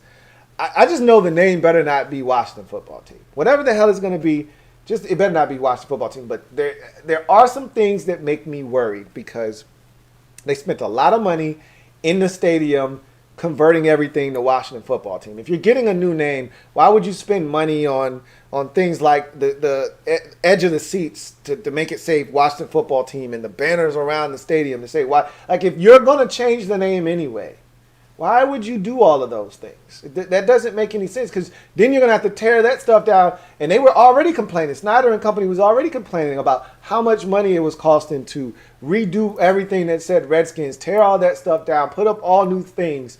And then you have to do it again after you change the name. It makes me wonder if they're not just going to keep the name Washington Football Team. I mean, it's going to be the football team for the next year, maybe two anyway. So I understand why doing that might seem important for them. Hell, we don't want to have a bland stadium with nothing in it. But I think in their minds, football team is okay. I don't think it's okay. I hope they understand that that's not okay. And I hope they do something about it. And I think, in my heart of hearts, I believe they already have a name for the team. So we'll see if they do have a name for the team or not. I believe that they do. And I don't think it's going to be Washington Football Team. But I would not be shocked if when we get to the end of this process, they tell us that our new name is the same name that we've been having for the last couple of years, and it's Football Team. I think they're going to change it. And I honestly, like you, am ready to make the switch and get on with our lives because football team sucks. Period. End of discussion. Thank you for the super chat, Barrett Downing. Greatly appreciate you. Got another super chat.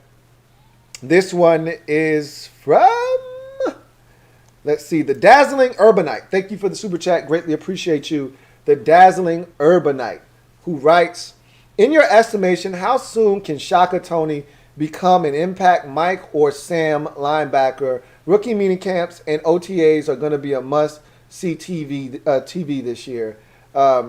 So that's not happening anytime soon. Like, you don't convert from defensive end to linebacker. And keep in mind, he didn't really play any linebacker at Penn State. He did a little bit of it, but his main objective at Penn State was, edge rusher, especially in obvious passing situations. They would bring him on the field, try to get after the quarterback. So I don't see him making that transition. Now, again, he's an athlete, so it could be a seamless transition for him, and he's already said, I've done this before, coach, so I'm ready. And he knows what he's getting himself into, so he should be doing drills that put himself in a position to show up ready to make that conversion and switch. However, it's going to take time. You're asking him to learn a whole new position. It's a different set of responsibilities that he's not accustomed to. There's a lot of things that he's going to have to do. But if he shows enough promise and flash, they're going to keep him. And that's all you should be worried about is, did he show enough to make the football team, or are they going to have to cut him and hope to still be able to work with him on the practice squad? So that's the real question is, does he make enough leaps and bounds and takes enough strides to force them to say, you know what, this guy adds too much value. We love his progress. In such short amount of time, he's gotten to this point. We can't cut him loose. So we'll see. I don't expect him to get to where we ultimately need him to be a contributor. I just don't see that happening right away. Thank you for the super chat. The Dazzling Urbanite. Got another super chat. And I want to say this real quick before I take this next super chat. If you're here and you've made it this far, thank you for sticking with me, chopping it up. I told you guys during the draft I was going to give away one of these Ron's Plan shirts. Ron's Plan. Ron's Plan. So I told you I was going to give away one of these shirts, and we're going to do that tonight and give away one of these Ron Plan shirts. So stick around at the end of the show. I'm going to give you the instructions on how to get one of these shirts. All right? So, 1/6 Devil Doc. Thank you for the super chat. 1/6 Devil Doc, who writes, "What up, Lou? Came across your show a month ago. Hell of a job you do, my brother. I appreciate that. Really do. Thank you so much. Love that flavor you spitting. Reminds me of Craig, as in Mac. Here comes the brand new flavor in your air. Time for new flavor in your air. I'm spitting new flavor in your air." That's right. Louie T, new flavor in your air. Appreciate that, 1/6 Devil Doc. Really appreciate you taking the time out to seek me out and then to stick around after checking it out. So I really do appreciate you. Thank you so much for the support and for the super chat. Greatly appreciate you. Red Wings 01. Thank you for your 4th super chat, I believe. We are 4, maybe 5, one or the other. Either way, really appreciate you, Red Wings 01, who writes, "Say what you want about Apke, but the guy's speed is next level and allowed him to make plays that no one else on our defense could. He saved us from getting scored on multiple times." Continue next super chat. He says, "Forrest will probably replace him, rightfully so, but not even he had Apke's catch-up speed." So, first of all, thank you for your 5th super chat in saying that. And also,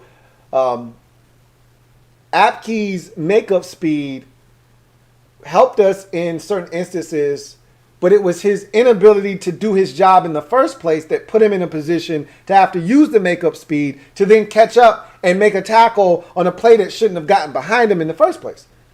So, while you talk about Troy Apke's makeup speed and how he saved us, he wouldn't have had to save us if he didn't create the fire in the first place. He's like one of those hero arsonists, one of those people that sets a building on fire and then they show up at the right time and they end up being a hero, but they set the fire to begin with so they could make themselves a hero.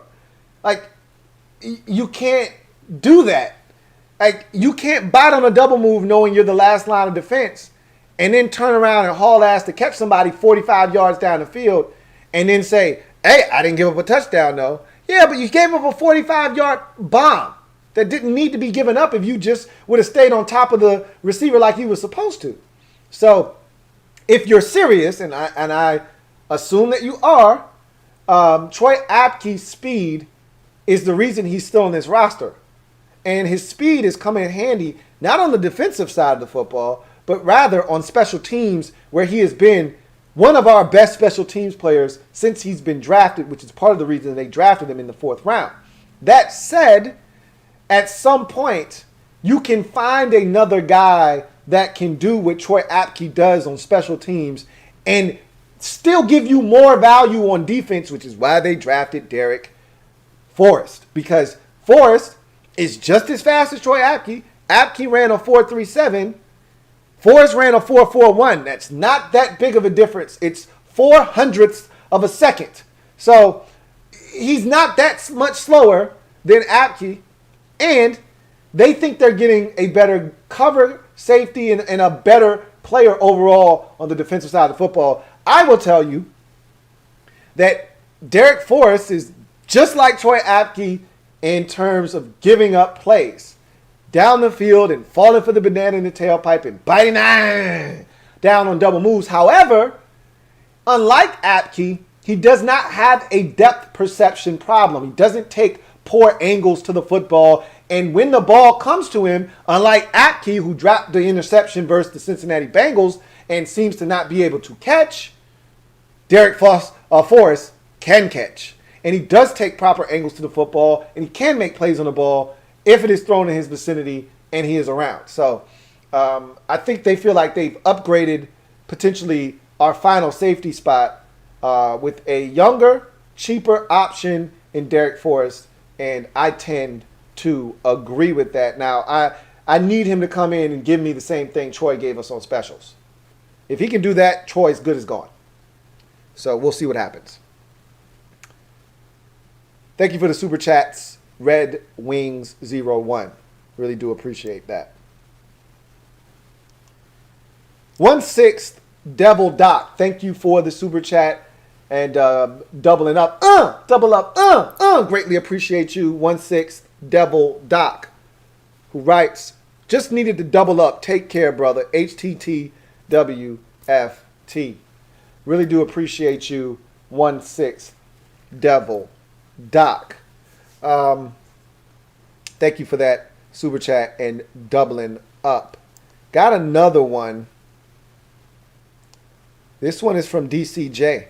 Thank you for the super chat, DCJ. Greatly appreciate you. My man DCJ writes, I'm saying it now. Bates is a better version of tight end Washington football had in his early years. Paulson, 82. Kid is a solid blocker in better hands, maybe a step better speed. I think he's way better than Logan Paulson. But yes, people see him in that light. I think he is way better than Logan Paulson. But Logan Paulson was old reliable. So, I could see where you're coming from there. But he's a much better athlete than Logan Paulson. Logan Paulson always looked like he was running in slow motion, like he had a fridge on his back. But Logan, his ass caught every goddamn thing. And he blocked his damn eyeballs out. So if we can get that kind of production from Bates, I think he'll be a better option in the pass game than Logan Paulson ever was. So I'm excited about Bates, a lot more excited than probably many of you are. But that's just me. Thank you for that super chat, DCJ. But your Paulson analogy is a good one because he does have a similar skill set to Logan Paulson, but he's way, way more athletic than Logan Paulson and has better movement skills than Logan Paulson ever did. Let's see if we have any more super chats. All right, we got one right here from Colton Pagano Jackson, my guy CPJ. Double up. Thank you for doubling up, CPJ. Greatly appreciate you. CPJ writes, just showing love, man. I really do appreciate you, CPJ, for the love being shown, man. All love. It's all the way around, man. It's reciprocal. I really do appreciate you and everyone else for your support. So, with that being said, that's my last super chat. So, all right, I'm going to give you an opportunity to get one of these shirts. Ron's plan. Ron's plan. So, how do you get one of these shirts? You ask. All right, I told you guys that in order to get one of these shirts that I was going to give away, you had to be following me on all three, and really it's 2 social media platforms. If you want to count YouTube, fine. Facebook is fine. I ain't really pressed about Facebook, even though I need to put more effort into Facebook. I more so care about IG and Twitter right now. And of course, you need to be subbed up to me on YouTube. But if you're here, more likely than not, you are subbed up to me. That said, here's what I want you to do. All right. I want you to go. I put a post out on IG today about this show telling you to join me tonight for the Washington football report live tonight at 8:30 p. So I put a post out today. In the comment section of that post on IG, and remember, you got to be following me on both IG and Twitter, and we're going to be able to verify that when we get to the end of this process. But in the comment section of that of that post, I want the response to this answer. All right, this question I'm going to give you. Response, in the first person with the correct response gets a free shirt. All right. So, and it's not an easy question. I did this on purpose. Okay. I'm not going to make it easy on you. So, in 2020, the Washington football team scored 37 touchdowns as a team. 37 touchdowns by 13 different players. Okay. So let me repeat that again. As a team in 2020, the Washington football team scored 37 touchdowns by 13 different players. Who was responsible for the 28th touchdown scored this season for the Washington football team? I'll repeat it one more time. In 2020, last season, Washington scored 37 touchdowns on the season during the regular season. Okay, by 13 different players. Who was responsible for the 28th touchdown scored on the season by the Washington football team? First person with the right response in the comment section of the IG post for this video is going to get the free shirt. All right. So with that said, let's get to, I got some more super chats, so I guess I'll knock those out. Metaphor, thank you for the super chat. Greatly appreciate you. Metaphor writes, hey Lou, getting here a bit late. What's the Ron Plan's theme song? Also, peeps be bullish on UFA running back Patterson. Thoughts? Ron's plan. Ron's plan. All right. As far as Jarrett Patterson is concerned, they're excited because this is a guy that a lot of people thought was going to get drafted. He lit college football up the last 2 seasons. This guy had a phenomenal 2020 campaign despite it being abbreviated. He ran for over 400 yards in one game versus Bowling Green, had 8 touchdowns in that game. So people know who he is, know what he's capable of. The guy is from the DMV area. He also grew up a Washington football team fan. So he wanted to play for this organization. We needed a running back. It all makes sense. He's really talented, not a burner, not a blazer by any stretch of the imagination, but he's physical, tremendous contact balance. He's a guy that can make defenders miss. There's a lot to like about Jarrett Patterson, and that's why people are bullish on him. That's why they're excited about him.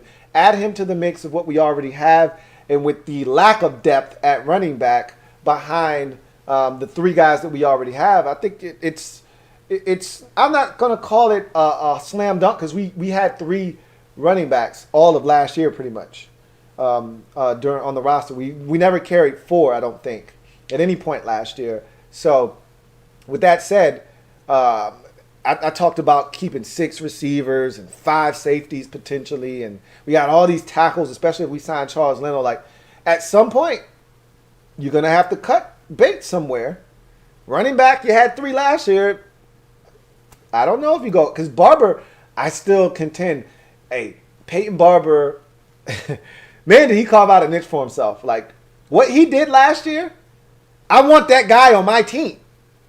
You know how big 3rd and 4th downs are? 4th and shorts? He didn't miss a single one last year. Give me Peyton Barber, man. So, a lot of you like, get Barber the hell out of here. Oh, wait a minute. Jared Patterson ain't coming here and converting on 3rd and 4th and 1 like Peyton Barber did. So, slow your roll. All right, watch your mouth.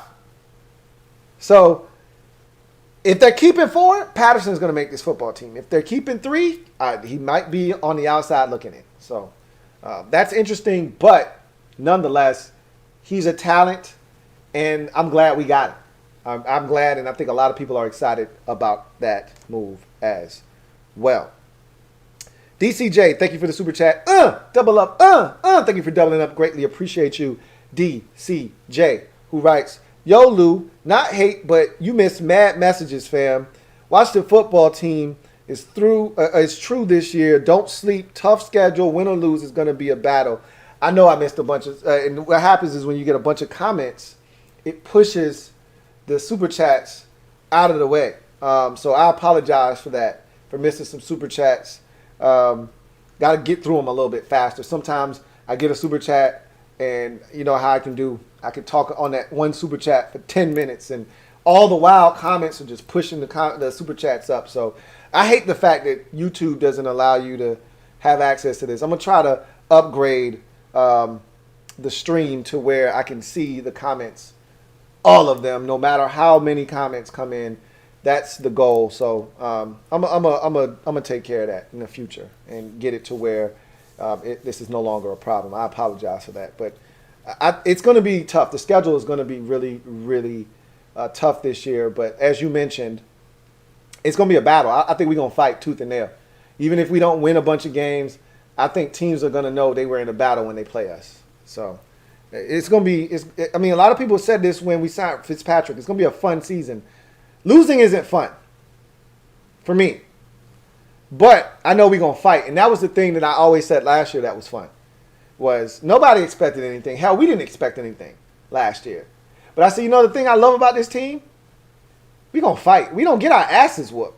You know, we had a couple of games. The Rams game was pretty damn embarrassing and lousy, but injuries kind of made that game what it was. Alex Smith having to play. That was the first time he played in almost 2 years. And so, it was – that was a pretty bad one.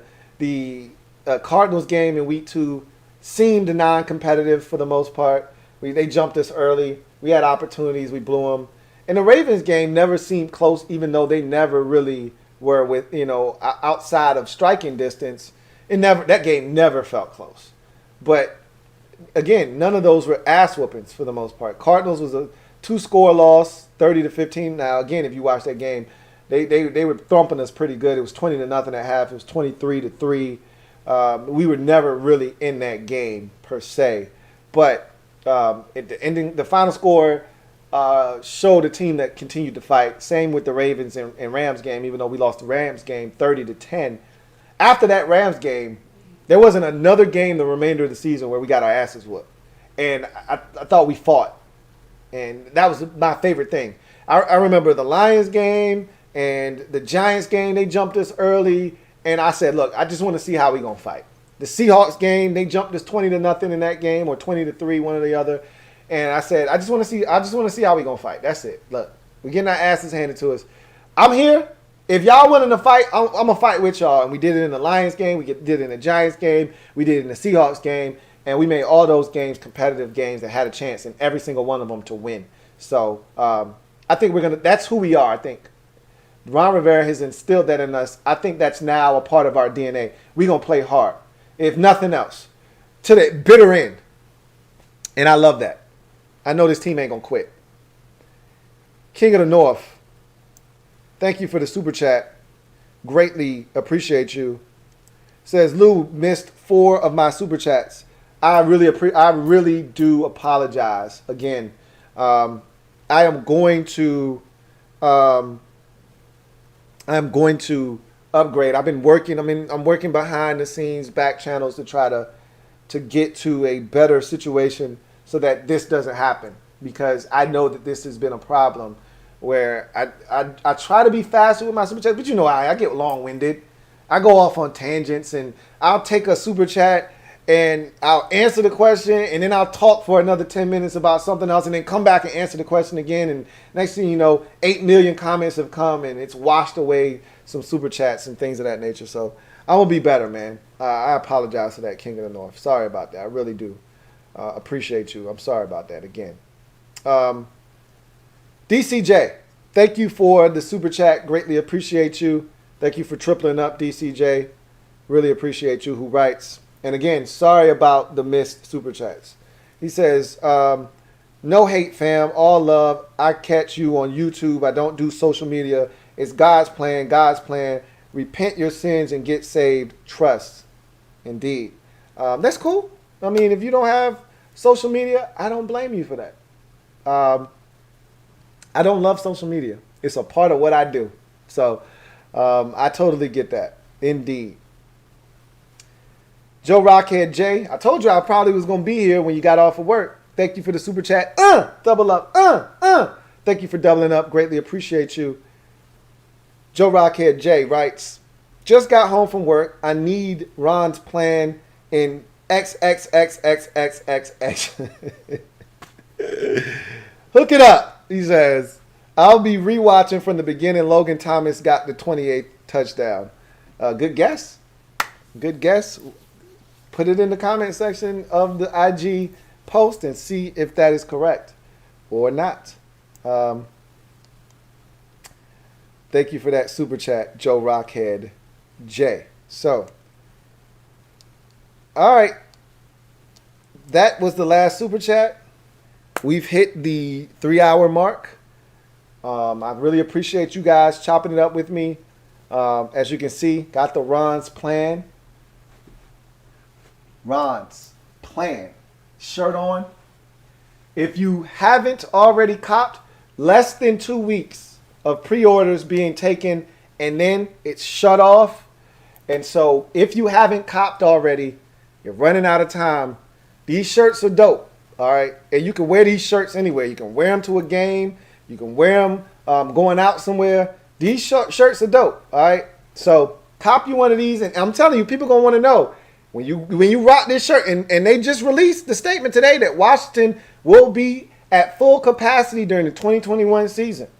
So for those of you who love attending games, you got a chance to go back to the games now. And it's a different vibe now from the last time when you were able to attend a game back in 19 when this organization was going down the toilet bowl.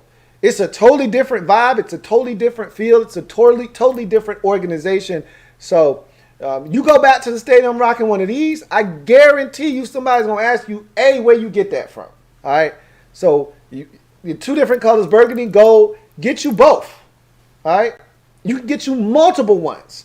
All right, this is one of them ones where I'm going to want more than one just because I know I'm going to rock the hell out of the first one, and I need a backup so when this one gets faded or it doesn't look the same or it doesn't feel the same, I got another one.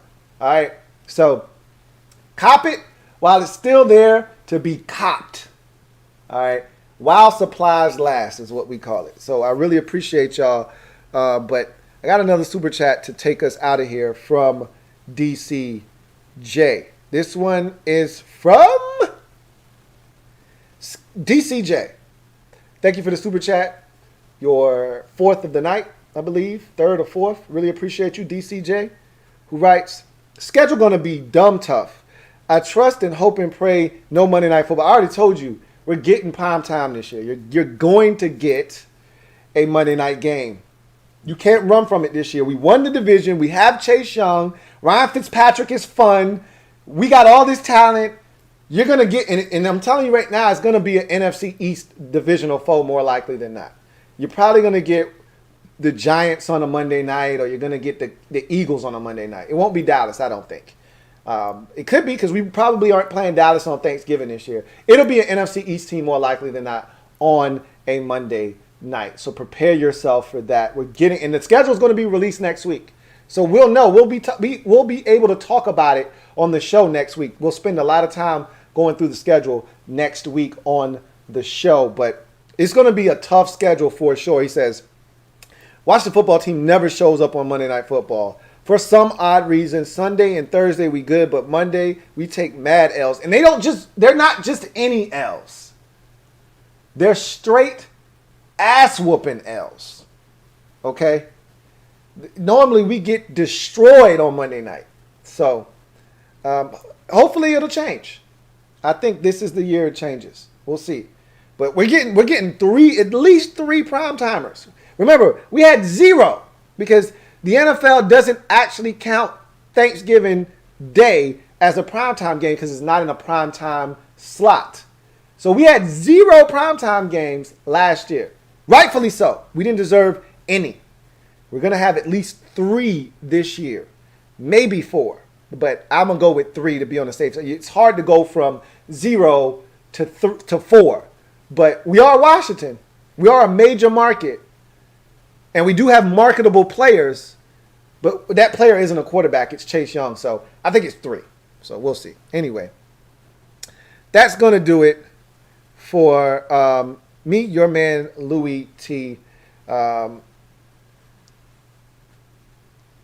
you so much for chopping it up with me tonight. If you haven't already done so, please hit the like button on the way out. Still 280 plus of you. 232 likes. That's a good number, but it can be better. Let's get it to 250 on the way out. I am a Washington fan, etched in burgundy and gold. My Washington spirit will never die. Washington spirit will never fold. Until we meet again, hail to our beloved Washington football team. I will see you guys on Thursday next week because I think that's when the schedule is getting released, either Wednesday or Thursday next week. More likely than not, Thursday. And we'll chop it up and talk about the schedule and anything else. If they sign one of these players and it's impactful, you'll get a video out of me. If anything big happens, you'll get a video out of me. Other than that, you won't see me until next week, more likely than not. I'm about to start diving in to these draft wrap-up series videos. So until then, I'm your man, Louie T, signing off. Remember, get off the bench, get in the game. Hit me on IG. Put the answer to the question I posed in the comment section of the post for this video tonight. All right, I posted a pic of letting you guys know about this video. Put it in the comment section of that post. Be the first, and you are going to get yourself a Ron's Plan t-shirt. All right, you guys. Take it easy. I'll see you guys very soon. Have a good one.